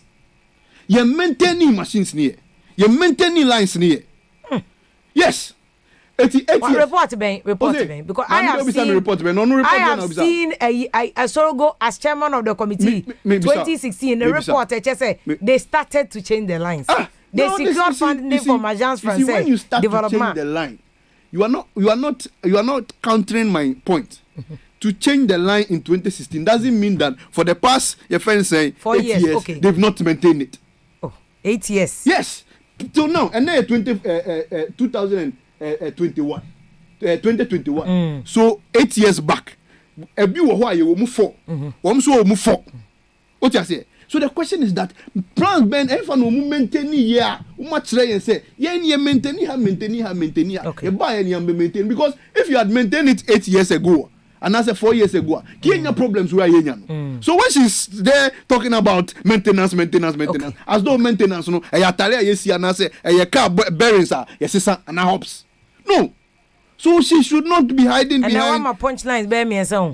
She should not be hiding behind MP NIG, ranking member near there to deceive. Some of us we do move by some of these things. Okay, yo.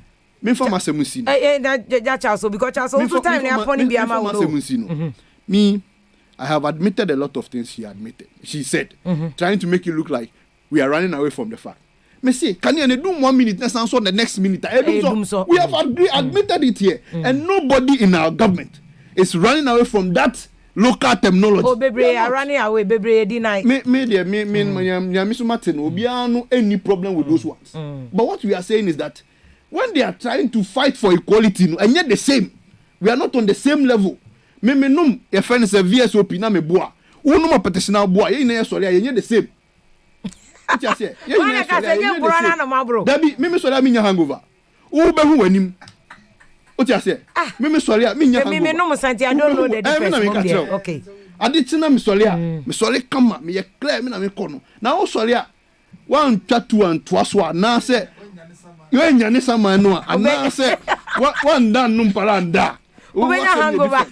Yes.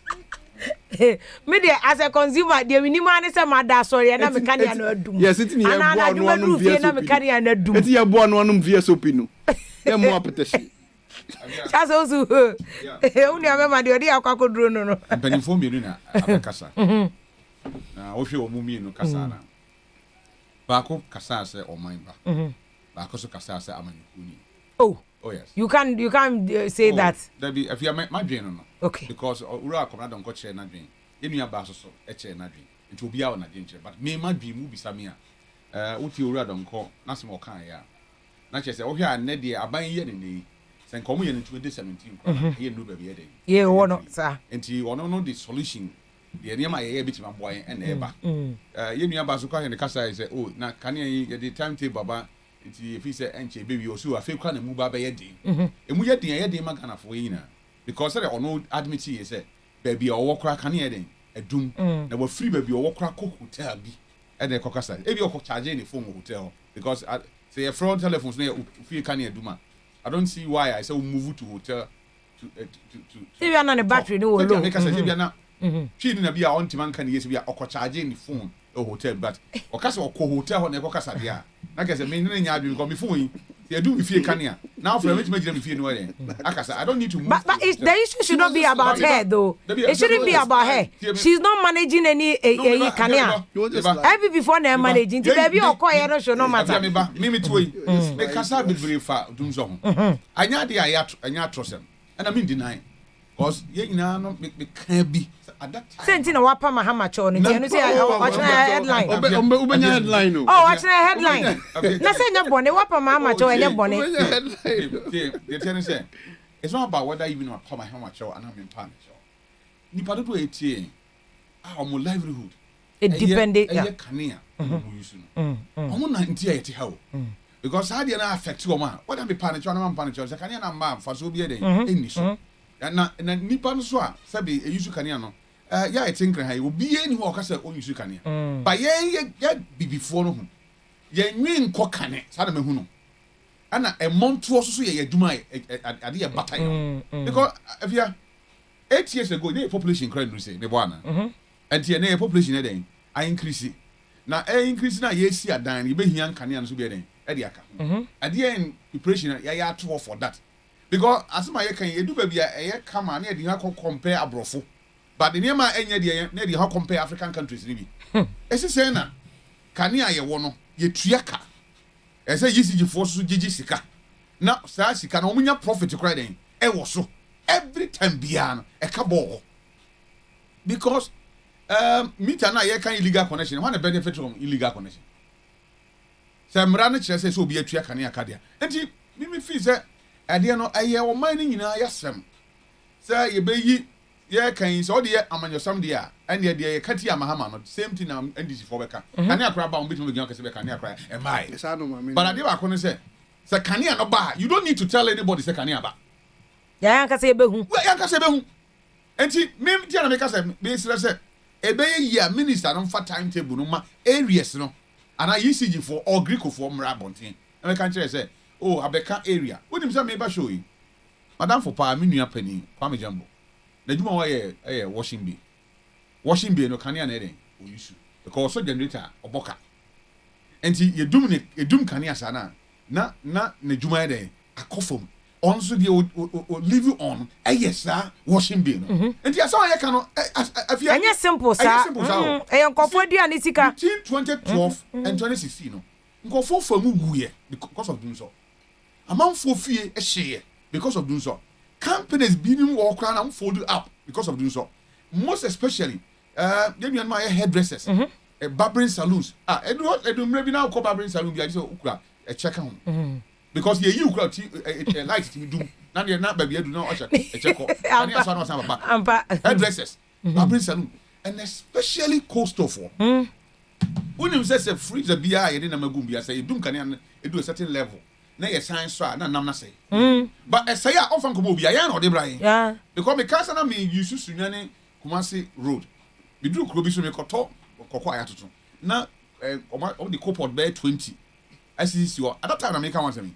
adan ya ma me no cost on the fish na den say the why na say inso say obekọ egu no ene o smoke na the akọ market ade na be be ko jom na akọ akoto a ye bisa say afie POKUAA ufiri na e ba na enti ye oni me bi wo ha akoya te say Solomon penso no oba na ne baba akọ wuye ba akọ de ne de angu na we say okay akora na me de we say akora na me de Solomon say wo ye ne de be o say pa ne mumienu ye pai ne mumienu a akora ne be wu they won't be in life but they no feel say akora ne ba de o so ye man na nti o no onyi kura na ye nyina betima so nam na ye de ye dru ne say ye solution ye betim de solve as kanian asam na ye nyina ye nya ahoto because other than that I don't believe that you be can do so and say abani to me area what do you have to say again okay and I hear that but you see honorable so I can say be say gross mismanagement omo kan NPP for ntie say omo so omo hu bi da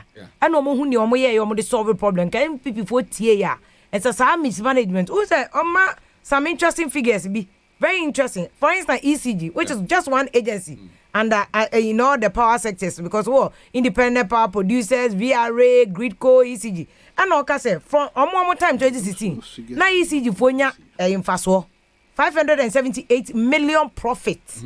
Men cross check here. I'm just quoting here. It's under MPP 2017 MPP for by now ECG aboka $521 million.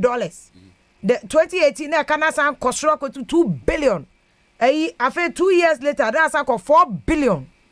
If she says gross mismanagement, because I shall say, oh, now for civil servants, they are managing the system. The Okai said, Okai said, won't be cross checking who said, Okai said, Okai, but you think I said, no correct. But I said, sir, you miss who said, is he saying that cannot it me back? At the event here. Tell me, say a private company. I will be managing a private company. Until you bet me, can Saka winner.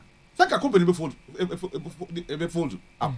Now, you be saying, Nash and ECG, I so bad. Into a private companies in Bebemu say, a Juma ya broadcast, sir, on the pet, a Juma. Oh, okay.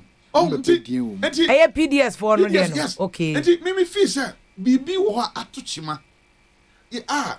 Saban bia ba ye nya hom sunsanso bia den awo yen so nanso ye civil servants die sabe ye mom de che ye nka mo de che obabi omo tia na den omo ti ye be ye hu de da ma mini asafo je be kasa me be kasa wi a wona obedi atema wie e ya sore den e ko because Ghana ha no so obi ni onya adwen e atemi die e ya se mo na de na ko ye nanso me ti yi se wadwen na mbeka nka me tena fi ma wo ba enti me madwen na meka woni me nya adwen a wotimi de wadwen den aba. But you know, Ghanaians, nipa no ti hono because honimo but obedi watam akeke. Na atemdie no so fa solution yeden.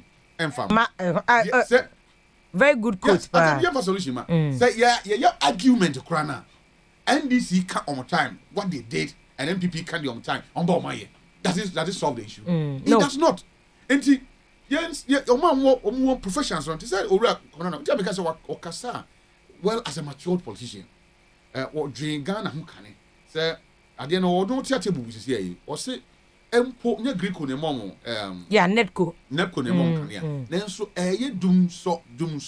Like I said, be a to Chima, as I said, be a ye shredded, yes, until we need, say, a battery or minor Ghana, a binary then, a dreading, a siso.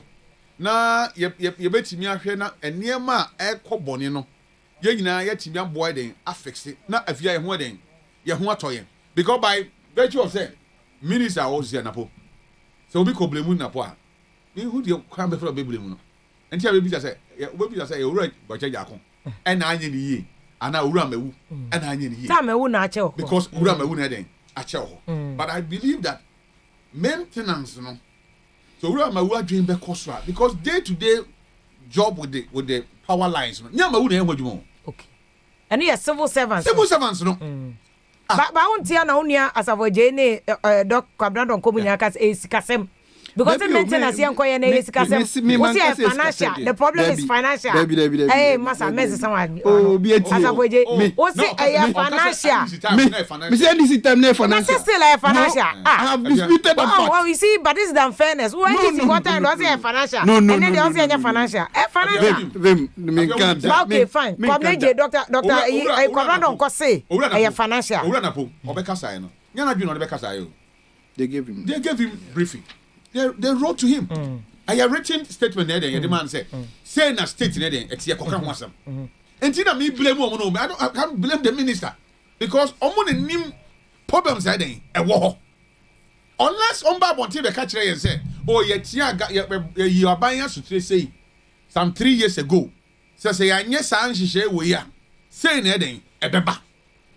Well, if you tell me because the minister said power no aye can wasem obisa say I didn't light ya call off number tenancy number church and the entire power na call off we are the obebi say okay what do we do solution here dey be ya say here ABCD need dey say as a minister no be say aban be committee itself to wait say na wosaka sa niema na omusaka but musaka sa niema na up to the technicians no all the civil servants no so be say sa dey omusaka no ebeba be ya dwuma pa aboa ma wo man no sabi ya ho atime ne ahenhan where all these power purchasing agreement course ni ehina him for na advise the government to do that take or pay no yeah agreement course enti ya nhwe ni yie na yen sabi amanyofo no ya nyai watimi wakame okay ya di bi ye me so me mfa bi nyi obi but assume you ko stress wa asase de huna mane but one will say that is what is going on yes, now because you see it way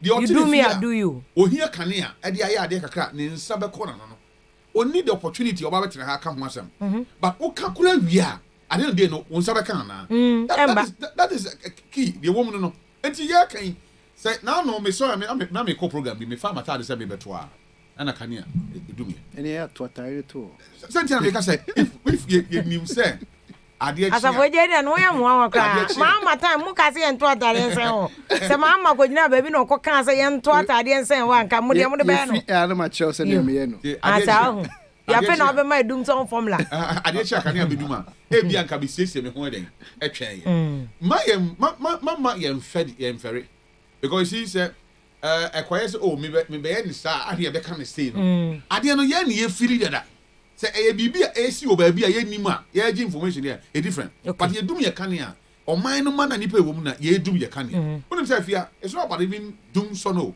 sometimes we say kanea na nkasa no na ade me no low current e bitu me wana no me ho na o say with this kanea say aja abefo ne ma ba wa ultimate dey kanea no man e different from that low current no na akolo woye bibia enye ye kanea no so esiso nti o meter no so den ready so a wunya kanea no fu wunya kanea no fu untumi so TV untumi so fan untumi so enti eya dia sabi e ka obia now I believe that ye koye nim no say ye ti ase se eniema say yade a ese nyina yade antum na say aban kwa na so ye bibia ye be ka kira aban say aban who see una because of ya Charles also mpeso yi question showed aban me hwe etafo jeni e was aban be pai Ghana for chewana say wa madum so na sa ba bi o I mean who say a chopper betima ba mu a timelines over their mind no say o mantima fulfilled that timelines na that time dey and enje chopper na nya so o matena ho amadum so na ba no mo pai chopper no because say ya tima enjoy Kenya for almost 4 years okay sabi yenya o wo say Kenya timi dum kakra but ankoye se na tie dada yeah enti say ye credit aban a ye betima credit say wabon ho modern enfie na ye twa mi and say CS so enye ye ko Kenya mi na ye twina dwuna say aban ye ko titi mremu no a ye ni nye hu ntine say o sane ma o se da bi ayaban atem na wo kan wo se enye dum so ho asam na eba okay ana ye nko ye kan titi nim no enhyehyɛ we na meye nsisan na meye mumma me bosumi nan bosumi nsia obesolve me solve aban na ka Charles also na ha nkofo bebre se aden na aban explanation we de ye nyintum na NDC time explanation de my okay say mama ka say na afede na mama kra na mti because o my date na atwam o my date na atwam na still adum so no afa du baby o say so solve kanea na ya ye nchia no say ya ma kanea oni enye so ya mahama because do baby na afede Ghana for the chia ya ma adum so ne aje so ya mahama ka say o shebo say on shebo nso san shebo osan shebo yes I promise not to promise it yes is because enye on the fault here or take a briefing. And when they briefed him, they said that, Mr. President, the if he said, Samre, okay, okay, based on that, and also back aside, into any fault, it is civil servants, no problem. I'm telling you, because see, now President Ekobe be a speech, don't a trot. Or energy once, energy for a better speech in a day, and the state of the energy at that time. And to Okabi Binam from Soba, I announce the airman of Semuntino. Now you hurry on, now you attacking the president. Forgetting at some not all can infringe in China. No more for technical people. Why do more forest commission? Many offer, Yamifan crazy. Said, your program, na minister, Baba Casa. Minister on the statement in free ministry farmer. Mona Muchomano. Obeji briefing from the forest commission. Yan yet or any Nimbia. Until one share no magic briefing and fear. Now, dear, one fan come one.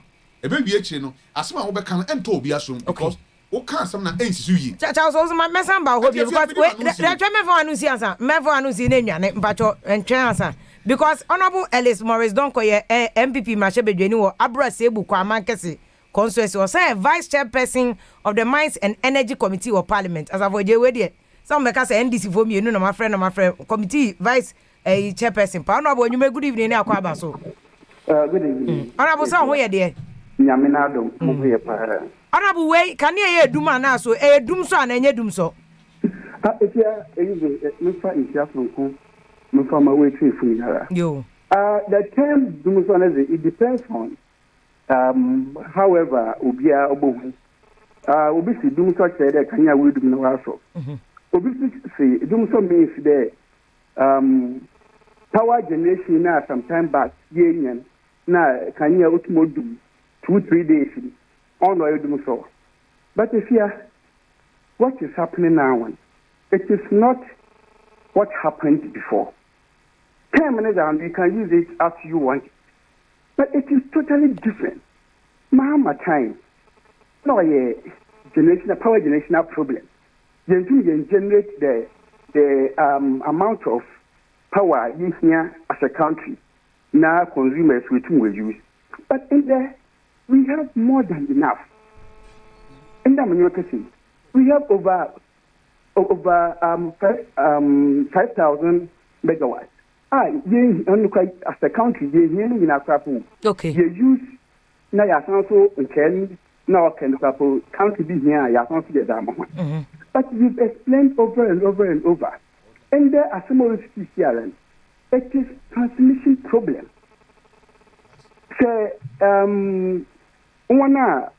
what generate power and say what generate power in here no was a great for no one so what transmit was electricity what can consumers but here is the case and humana or there in Amkanian often no bam no nya wi fi ahuman why are that ahuman capacity na order often why kakaba or zama ijana often no for kaswanya example here kaswa 2 years ago na kaswa population or 4,000 and there kaswa population or 8,000 transformer na ofi kaswa anka or save nipa 4,000 and there say obi o kaswa bia so nkania ija obo for me although office transformer na anka sana oswan na hozen okay na hozen and there ko POKUAA it is one that today and call for way to market na POKUAA and Masaman area and wazina oya transformer or one or save 101 and wazin okofum if you go to Ashanti region Numasi wanyan kwado and wazina okofer so now it is not the normal maintenance of the biara ECG no great kofu way no and then what will upgrade license ma wetum na wa kofer but no bonye later because union no enyo wo committee no do wase wo ka chen one MPP for wo be ya no wo kan the won change machines no onye transformers na the population as na wase ni nyina wo nyim dada wo de ni nyina ba committee level mo wa ka de won change machines ni na wona wente into na bona who cosam if kaswani population increase na transformer na ho de ntuma what I said the one we actually kaswa na we be about 90 something percent actually POKUAA na 95% or so into oyaza wo gudu worry yeah but no 4 years nya e merchant 4 years nya no wode upgrading na 4 years nya because NDC for say work on wo ja won handing over note or chede enche dem year na 2017 na wode wo change machines if you are easy I so that mo one handing over one work can so that I mean handing over mean the one is now like it is here and work handed over in another version what say or sikasam but there's nothing like sikasam no as far as I know so sikasam great coach you come and tell us from this na great coach they don't talk about sikasam they talk about transmission lines war repair they talk of transmission line or what Tamamoto way no do Okwasaman a problem aba ho ani na wash we say. But transmission line it is in such a way there say attach her okay other places. Okay. If you touch transmission line let's say Achumata, or it can affect transmission line now or Abia and Sawom. Okay. And that is how it works. On the 7th of March, Sekaya, Ghana, Inara, Kanye Odumi, problem and Obawo from Obuasi to Prisia line to do. Okay. Now, again, the whole country, Inara, will call off. Yeah. And they have to repair it. So it is not as I work at the world doing baby, no, baby. It is a whole system as I worry. Ma amme no anya wunara ye nyankania what is sikasam okay ona boy so onye sikasam a wala onua besia e honorable adwoa we friend soa de la soa onye wo committee no do ose just take one example ECG day ose won wo fipa on na ECG for profit in excess of $578 million cedis won wo bay is ECG for abokaw from $521 million to $4 billion into onye sikasam a abade na ECG for wa boko dey wo aba himfa no wo benye ska wo de be change them lines here again. Oh, them lines here is here. You see, this is the truth I want count. And this is for now. No, one truth because them project is being funded by media. Oh, into anya Ghana sika or media for energy compact. Media Kaswas no anya in Sawom Zininara. It Kaswas no anya POKUAA Zininara. Media project. Okay. So it is not.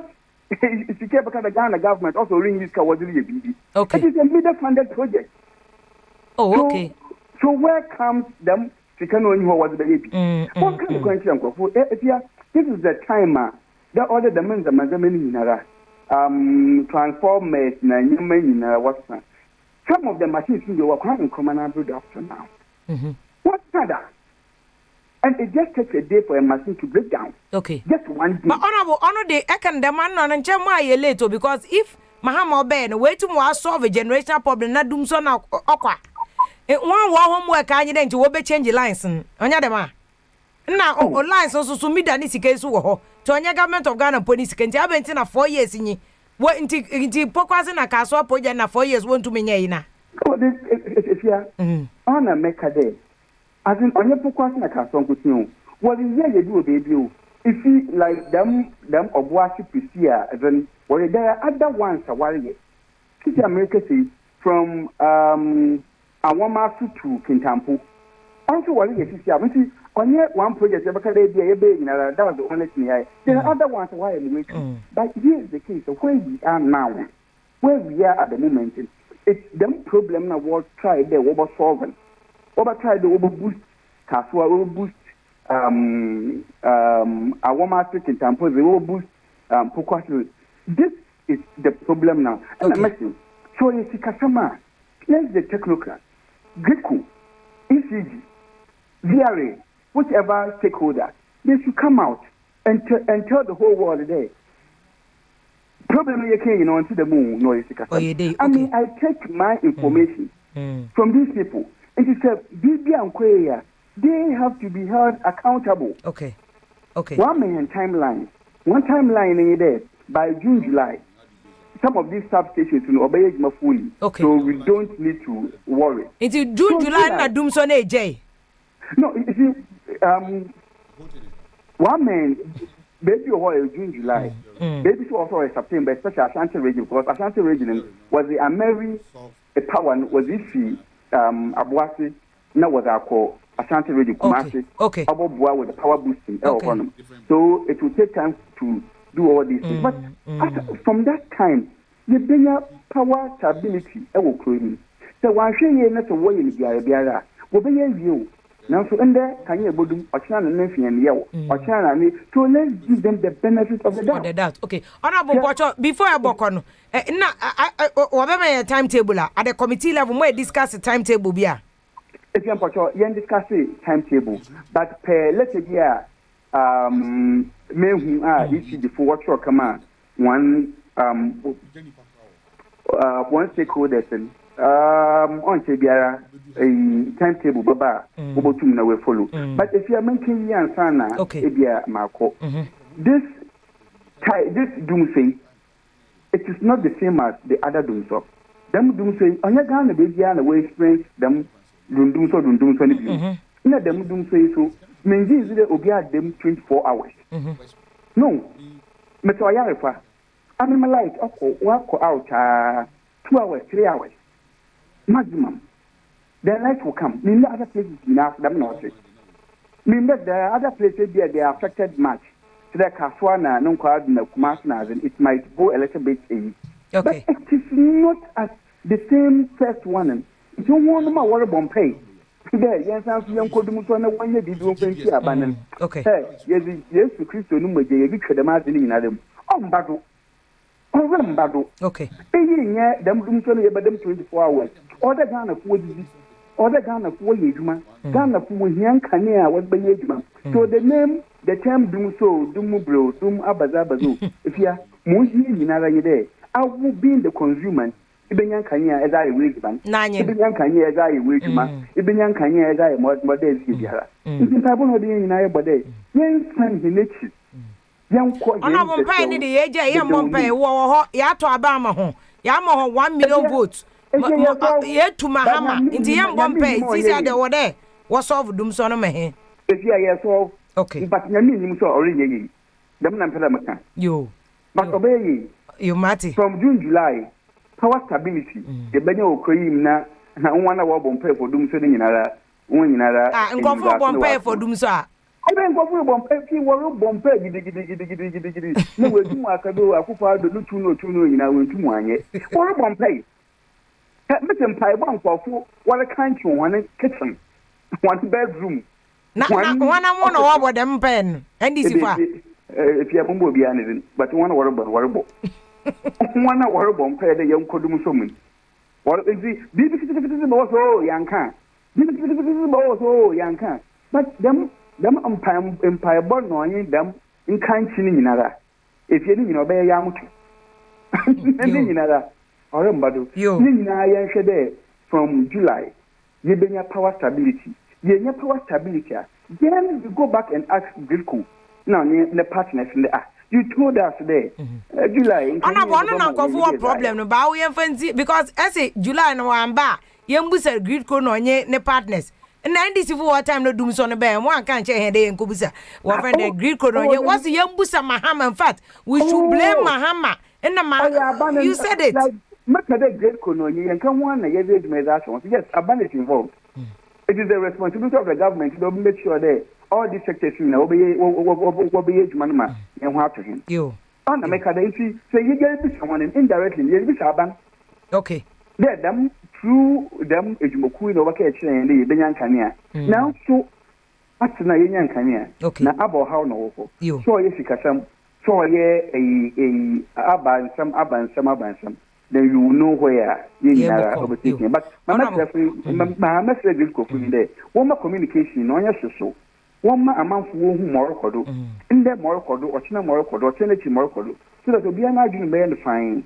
Where I am power sector or the Yanoko. Honorable Manda was a papa. Inti next week, a bay in them in your emergency. Next week, now I have a studio nade. Yeah, that's it. Show also papa me. Honorable Elvis Morris Donko, MPP Mashebe Johnny Abra Sebu Kwamankasi, about one person, so a vice chairperson of the Mines and Energy Committee. Ewo Mashebe Johnny and Netchon Common say ne Ora Charles Owusu and AFIA Nyabe Masafoje. Omi Nuna ye party activist PPP and MPP4. And Nutin and they are MP NDC Mashebe Jafo Mienu. Ewo ahomaso ya shada pa ye balance ni nyina se de ba wa wutifie no wa obetime take you decision meba no omoso na ye de enkomobo na esi but Angel Gabriel o se afia every doomso eye doomso enti MP so hwan ye obi a cheche mo de manyina no ebe ya omo ntwentwen so na every doomso eye doomso na ye friends ya Idris no se afia ba why can't they tell the public what is going on obi aba man interpretation they should just come out and explain to Ghana for say na ekoso Eric Kwame Duku wo YouTube what if who can say the truth Ghana how be so President Kufuor na banti obi antumi nka no kre odi fi Germany and odi we say de ba na Benjamin Asai no say masa asafo stop yi ansema o kan why say na oba fire nkwa na oba fire o ya be ka bi a kire o asafo je mintiso men kai so afa obi aso agovi Samuel Kaku o se efia champion asafo je ka chense me so wo ye yayi wo ye champion wate ye de ye ni so adwuma o ye ama ye no George Brown o se saying that it will be worse. It's so sad. I don't know for 8 time Ghana say be worse and or the honorable Dela Kujo asema o kan say be worse no. And Patricia and Yante Chino say enemies of progress pa ni. NDC for there kiti mbasamo harmony am obi say na den we Ghana pedifo. Alex Safono say looking at honorable political sabotage and anko for ye we o ma sheda honorable beka utum say any decrase dum so aba and okọ abonti no ko say efia na mo mpega na ye enti no mo kan esa no Azama Kofi no say me hwem live from Germany if you have a good job and am ye ne chiasa for GYASO ema me obi say don't spin the issue low shedding low shedding dumso dumso manye bibia say wo de bibia be frafra say we dumso na we the low shedding and no na kofa dumso no de banity the same ono so na de ba ya no say if I keep advocating for a nationwide plan emre bi at the whole Ghana e be develop it na de ekoyi empeni for ndi edi agredi enya de be boy bia Stephen Yeboa wo London no say efia asavoje o chese ka che no ka no kre papa na ka je say ono ka no kro bai won ka no kra nyasa ye be suma na ye be sama na ba besi nuchu wo ba de agbesi nuchu de be ye no no be nu ho so de ko fa amanyosem like because we nya amanyosem on ka no kra ntudododo Paul menu wo Facebook no say efia nyakopon sha honorable pa ye fese Morris Donko no kwasem a wa beka so bet Ghana no say efia ka che gentleman no studio no asavoje to onya so define problem when your definition asem yeah Ghana for no yenim ye kan ya na edum yenim what it is nobody should come and define for us Osborne Floyd Barnes no sister if you good evening pa asavoje ka che say afe no won sawom ye ni pa no adwuma ne se de wo so ye no saa pepepe no ye no na tete Isaac no se no krepa na munyina mo kan ho no akufo Isaac no se MP no asama o kan nye no kre Cynthia Maya o se if you are asking them sensible question na se be yo se nkofo be kan no kre no pa me yeso yetie bi no na asem no na Dominic Owusu no se mitie mu pa Tapio o se if you the man is I really like Mr. President Panyakopon Shan ka chen say Mr. President ni so obo adwuma nti onko so no nye na adwuma Daniel Kwaku nipa tete e no so ewutu breku was please VIM call grid ko ni ECG nebu so mpacho ya frɛ ECG ya frɛ grid ko omo so omo ka so we omo so na akwasi menu no so honorable de la so we o de o bompa ese Ghana enye dum so emu odin we ye mpaye we na yesu mpenu honorable de la so nyaboche Ghana no won say wo kra dum so ba account ma so ko hotel na wo begina radio so asan bompa ese so dum so na fe de emu odin beba na aden na wo yesa no Paul menu so Rotterdam no say if we don't deserve this so called honorables na mo ba mo push om no mo solve problem ade mo de we fa yeni Dominic Owusu no say Ghana pe ni Nana Kwame Andi no say asafoje wo ye champion papa ye de fidu Nana Kwame Andi kroya na ode we say SND ye na Henry Dapa no say if you say it again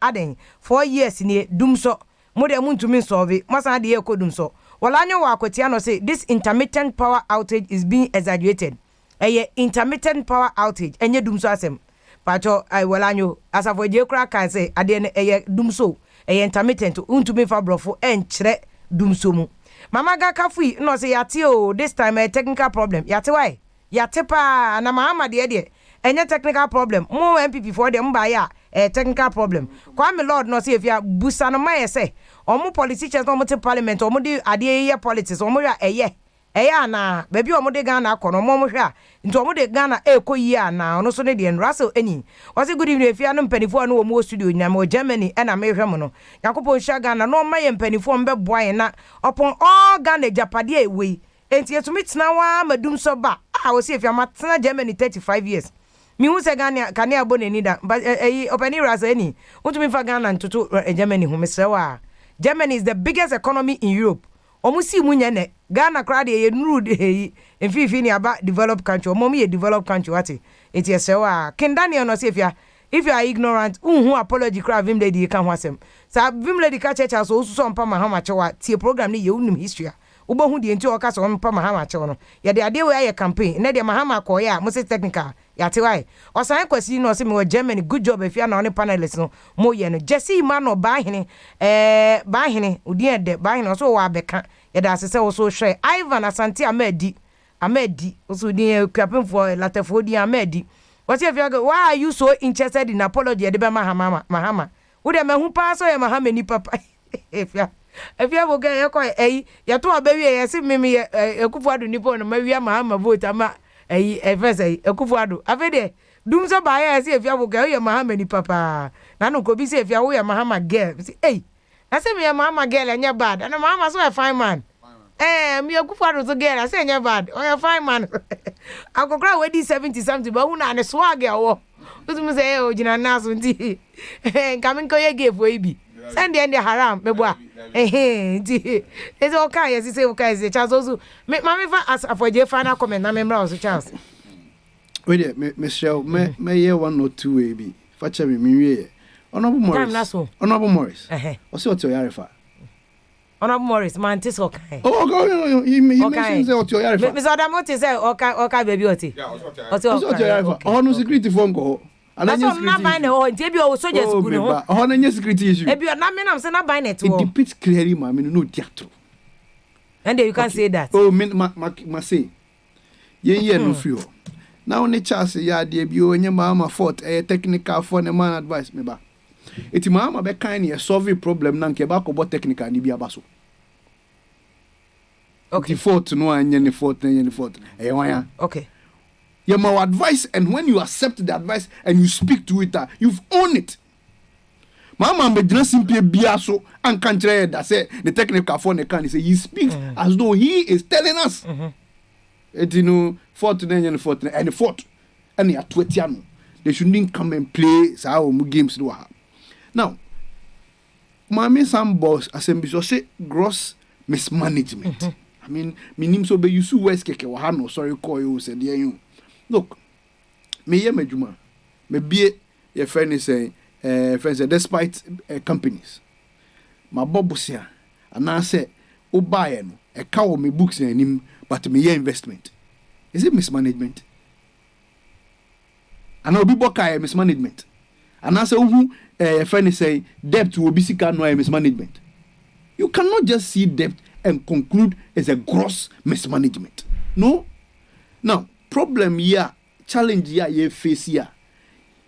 Abandoning in penny agencies and as institutions are a done dealing with. Mama, short-term solutions, and now there is a certain long-term and then a final solution. A problem no be end. Now, one of the solutions, I say, Kumasi area. That is why Nacha say power no it me back your friend is saying. As a low friend is saying, yes, as a low current. And this is the explanation they give. Say, who movie from Accra, and I said the power transmission, if we Accra near war, a friend is saying, Achimota power station. Any old Transaco Accra, any old Mabole. Now, so when it's moving from Accra to Kumasi, because of the pressure, no, and no perform. So, as part of the short-term solutions, no, Kumasi another generation plant. They've made that arrangement. Plant back air Kumasi honum aqua augmented supply neko. Whilst they are doing that in the short term, okay, they are constructing POKUAA. And that is why Oka say is finance and make say no any finance. Because I made mention here. Say POKUAA substation mida. Kaswa substation mida. Mida form me country and say yes, kakra na okaso counter funding. Na me can say counterpart funding. Who said say yentua your partner? So me can say financial situations crap. Now the other part, which is the tema one they are building, I told you is the Francais Agence Française Développement. ACSADM. So it has nothing to do with finance. Problem where in starting, the technicians came out to tell us we are going to lose or shed about 750 megawatts. 750 megawatts na eba ko lose one eba be shed because of plants now we building pressure fence technical problems so they made arrangement for 500 megawatts. So the difference we are now, the challenge and the problems we are having now is at 200 megawatts now. Yentimi nyanse mu na say yentimi fine baby ebinya a solve this problem. I am telling Ghanaians today, say in a couple of few days, ECG, Gridco, and other stakeholders, particularly the contractors, see some of these power stations, substations, come into an agreement to look at how best they can solve this matter. me de ba fam kra no ya fan say me wo me fie me notice say me lines ni mu e wo mu a na me plug we me hia emba papa ase eja nimu makọ testi we nso na ma me problem kakra makọ friend electrician aba electrician ne ba no so problem bi wo main ni ho etima me solve this problem ni ma before bet me solve this problem na wo me main ni ho this so doom light no etin what is happening now in the broader sense no your problem na ketua na wo ba solve problem so that they can solve the problem for us and I am asking Ghanaians say yenya gidie mapa wa ban ni mu yenya gidie mapa was minister na wa ban ni mu honorable Machopoku Pempenu yenya gidie the agencies ni enyu omundi senior minister friends MP honorable kan rank friends deputy vice chair kan no yenya gidie ni enyi ni say onyame a wode akufuado every baby odi na fia ba bedu ha womu na animas o ti the vote so from 2016 to 2020 no mami o sa da se o da we obi ani mo be chechem obi ani say akufuado vote so ate ama na MPC bebere luzu chazo so the Ghana for do na party ni say aban no hyehyɛ na aboa makania na de aso say be ya de epebia ya adwuma beti anya bia de anya bia ya adwuma de woni fie so benya kania so de ahwe de fie ade ba kon say wona kania mu da unhu say de tie ba wodam nko ade na say eduma because that is the problem na me de meka bibiri meka kakra kire aban ne say tumi wo ye hoho so be sure na wo ye ne yi a okwa wo san eden eba san ba bi ye de tumi na hye wura kufuado ene na ban eden ensem tell me nia azabaje kan na ke say wura mahama pens no ono as a leader na say ohwe e ma ne eden atoto yi this government so say ohwe say mre odi amayen no ntia me kan say time ma yebeti magina so aka say e pa obi a chew ne e mre o mo di amayen say e mre duru na nhihye na nkwankwa ne sa na akoye bohye na yetuhye na bohye na yetuhye de aka say ne de ehu no kan bi no e na san den e san aba pe chechire mu a ye ti die e chere say by September no September na ke say baby a areas asa ne mo ya affect o mi na ke say hoto den aba afia de ahwe no say nkania na betima den ababa but so kan no if indeed say niema ho atochima no mu siesie dia edenya be affect because e kania asem I saw the car call workshops the car na say na ye time ho adwuma untimi fa car no nko em time no wachiri because car na dey time na mniti no ye two time nko ale so ja car na den esi ho because untimi nkasa me the car no ko na actually na wo the time na ba be she nti bibi ketua bi betimi affect but say nti no car the whole and you can say car na den e just fa ko na nti buma ye nya abotre na ma enye adwen se de twam a yehu bi pen no ensamra biem because of about 20 e ba ho ba kire me so me ho ba kire me obi a ho ba kire no because for 3 years no enkofu asabi o mu lusu eniem adwuma o man mu ene e kaba e bae no aban an sheda enkofu sika ma metu obi aka se obokanti no sabi o ye ba be ma sika hye wo ka wa den obo 90 e wo ba hia se ye ka se ye nim se either Greek or ECGO all the other power producing companies in there 8 am most especially so ministers were there 8 am and among be so mutu no mo hwe na the yehu bi atwam a yempese be hu bi no yen could do some pension no na akwa ha ha aso afia me di manosi no ade bi yade bi abon man me can say ade because ekum na ni padodo na ewu enso emfa manyiku ho any accident accident ne dia enne yanim ha ya o nipa miensa o no mo we just like that man am report to say keep kuskra no a young girl a wakus yeah anu so kai bia akwa na amnewu ye besre ye nu na wonim say just before SHS for yi ekwe sa ka bi de nkola be to koyam mo nyina o bubu o mo na ma nkola no no mo nu school chese afia anami hu na me yema hye me ba ina ka na da so si one side a police for no be kwa jejina ho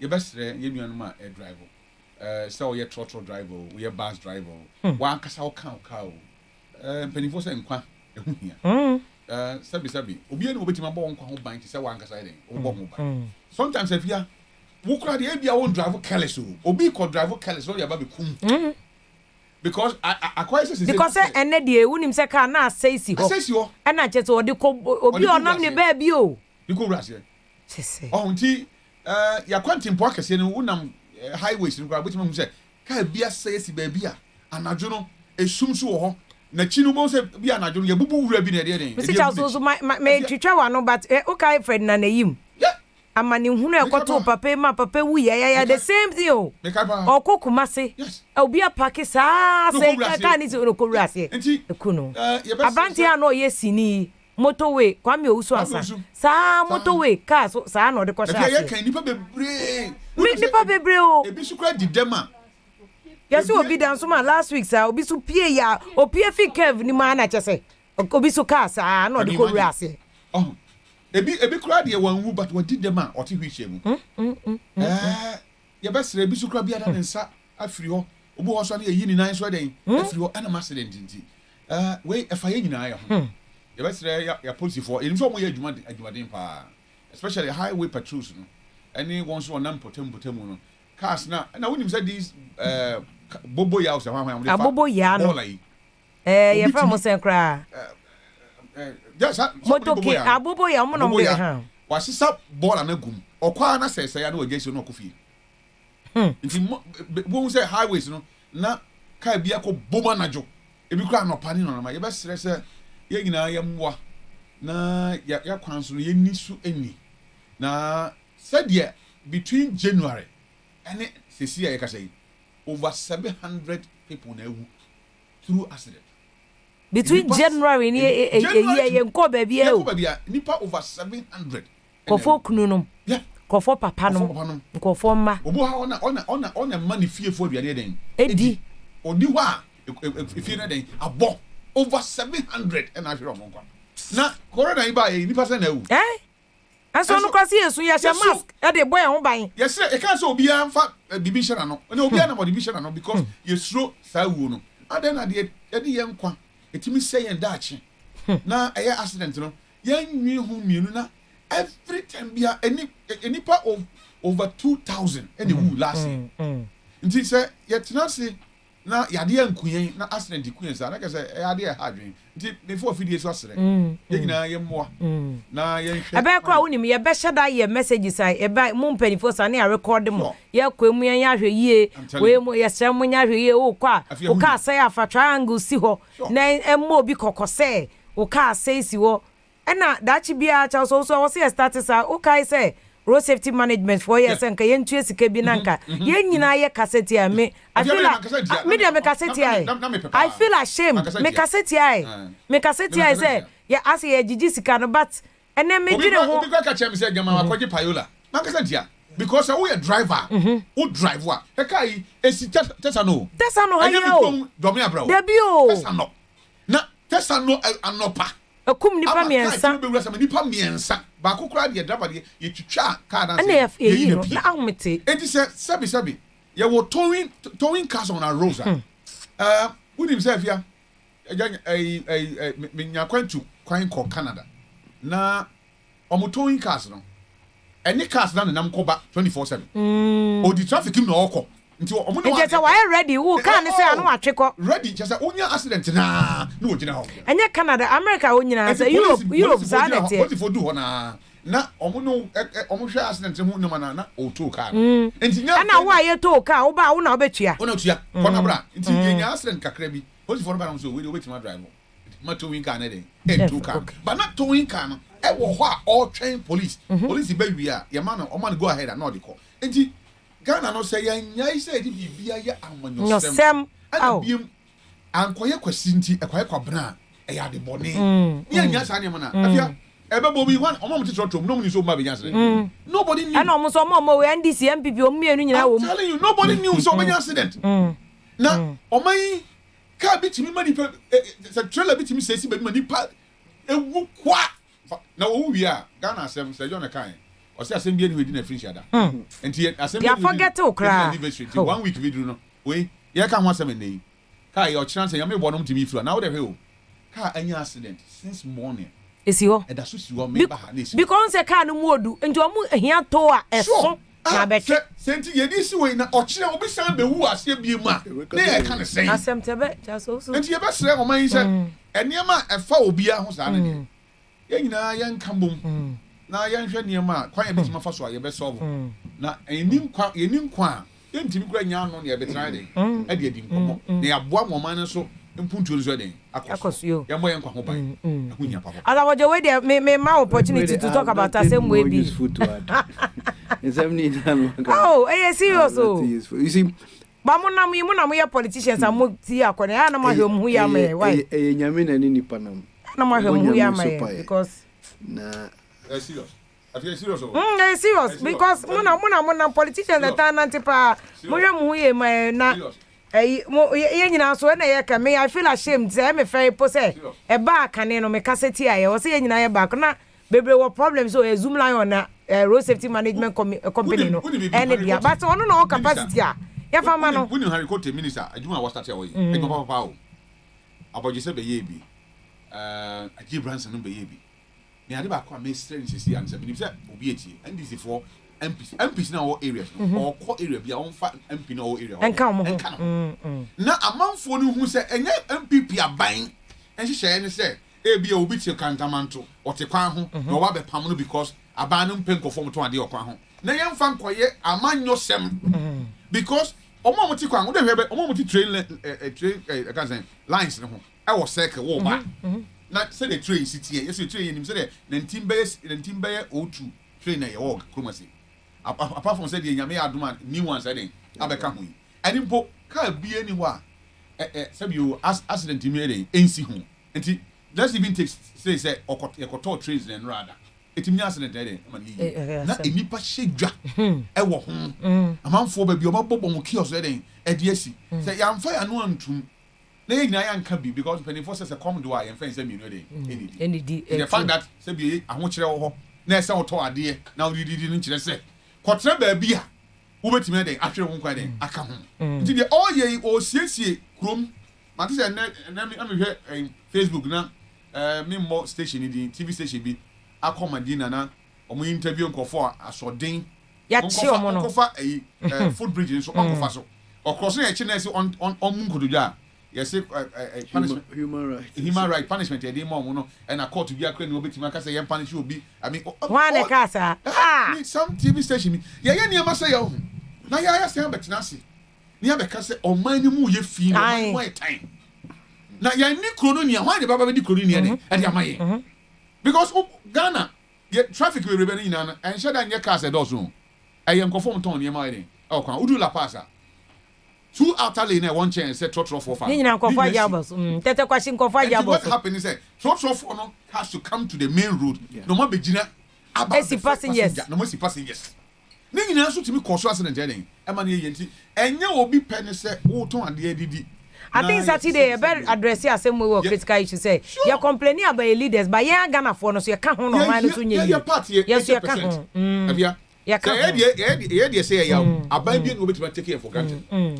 but I didn't say yeah fun say yeah no say nyo I say obi bom pa yeah say nyame say onyankopon hira no the say oyema nyame hira no so a onye na dwene say okotra son dem na say obom pa nko ade a eyeyo ene ebeba enti wo hwa a Christopher and dodo na ahia yen yeah kwadro you believe no say after prayer no you can say yeah adwuma onyame de man na be free so dey aba but onyankopon so aka na sem say ensa enya adwuma no onidi and the principles of Bible no ya apply ni ye enti na Hindus any other people no omo ye why because omo de omo side eye adwuma yo say yeah oman ma no yen ya anye de say ye ne yetibe bisa aban say aban ya ye chefa wie o chefa wo de ba be ka ho no e wo hia ye be ko so atre be ye tire bia if you na onim say yes say yen wo Ghana ha ina ko Canada ye de Canada for Ghana ye sanso ba ko pre visa e wo ho asan ba say ye ba Ghana because Ghana ye fe chen Canada e ye nipa su e suban me de bia maka and I sometimes the leadership no so ka ho me ma example bi minya course pa ba mesama unam Ashoman Estate Atomic Down now ko ha chu hono Ultra police station na. I say Obana Ultra police station na. There is a new small market be a grow or kwan ho. Yes. Omo tonton tomato. Me say na traffic bi a me ko di mo ho pa. Tonton sa de ne wo honom no. As me ti ashomo state. Start here na ye sa tomato adaka no. Ani wo mton bu no. E na wo mu di besi ho. Ene amanfo abo ye friend say canopy. Containers. Yo. Esi ho. Start am na ye nua ne pe no. Assembly for na enhu ankan. Ye na atwam wo ho yankan. Wo mu sia obon se ne o ye container ne bebu container no esi dan. Na fe emre be so se chale se hakra no e yaban asase ye yi wo mu free. Yes, that is here bekanafe and mobeji anu aduane human face. But we have allowed them to fester. We should have nipped it in the bud. That is how all the places and then when say a chick by your tetekwashi, you offer for tetekwashi, fried rice or tetekwashi. There's a whole boutique. Domi market anyway yaw. Ufri St. John's. Maybe 2 hours. Crossing. Ubetimi di be 3 hours. Now, some market get 2 hours ni hope.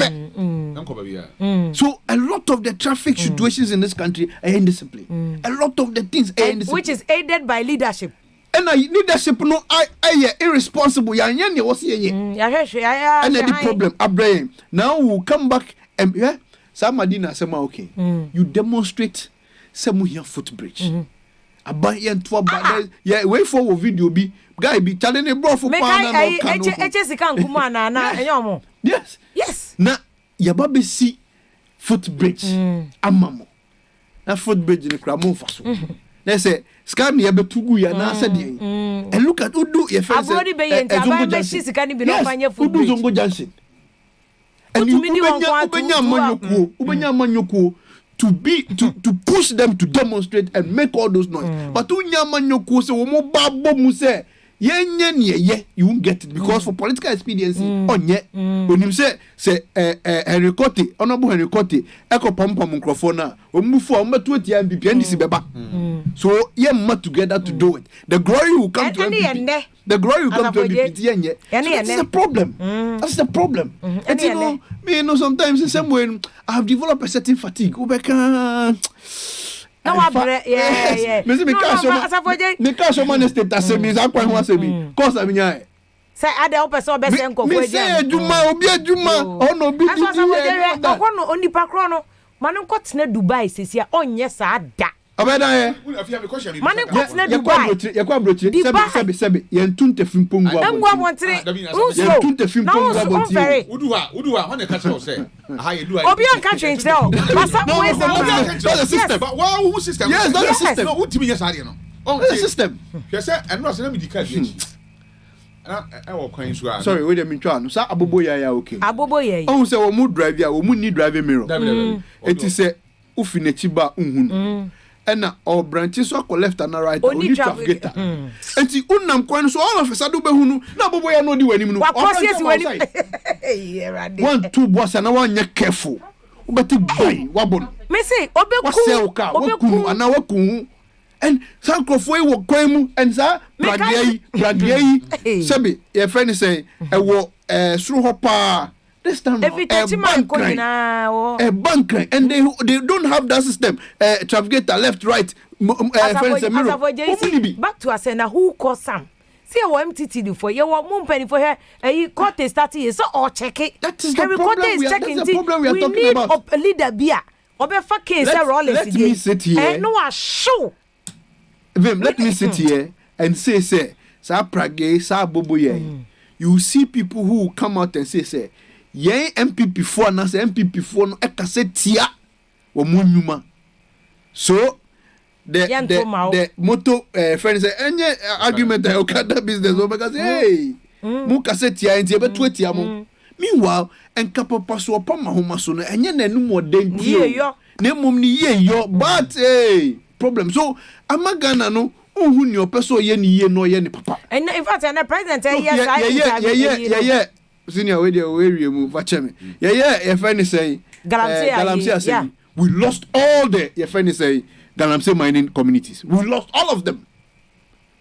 We lost all of them, and it is part of one of the brains of the party. I dream pono ye. So I mean, obi fi heaven, obi fi baby Messias ye Ghana hane my. Only media me suggestion is say abato no has become a problem for us. And tie be ya yen ko Singapore ne Malaysia for ndi enemy. Yen te say na president Kufuor tie ko obekọ suggest yen say I voting 4 years. Yen pa ban bi e be man be 10 years. Yen sure bia because yes funtu funamfu then chemfu namfu omu didi a omafu bomu but omu didi a omufum epre eku unim ne dia enumode obi a beti na numu die enti ye didi e ba gogu efu ba ku mu eti no but obi a pese aduane ne fa na e fa ne minimum eti e beku eni okay enye ye enke ye ne crepo because efuru ba ku mu na ba gogu but me na me ntra ona obi NDC media and MPP we lost a fine opportunity under John President Rollins. No, John Rollins. When him say ono obaye no or the 2 me for fruit in about man. That time no be I said the want to mommy and sakotin go be say man bench no fa yan san to mommy and san. Nti edi hu e be share nipa bebre mu. Nti de na ye kasa ye nye no na obi ansu so de obeye. And me feel say time out you switching from the dictatorship no bar democracy no. Sa time na sa twaso na ntwaso. Ama sa discipline anka ho no. Na ne ene no. Because you say Afia obi a campaign okọ okada for. Okona ne kokasa bi se to obama me oba say ne me man for okada for kwanso. What be that? Me wa yeso enim so okada kum ko for cra ten ka. Let's ask ourselves say. Your poultry industries. And this is so machine o man. Do we need frozen chicken from Brazil? We don't need them. Are we saying say yen timi ma made in Ghana rice? Yen do rice okroma say. Yeah say any time for 1 hour say. Rice okay. Yeah na kwashi Ghana. Me no make it ya me ho. Yeah. Many institutions be o Ghana. Omo ya ban institutions. But December do na omo be che rice a.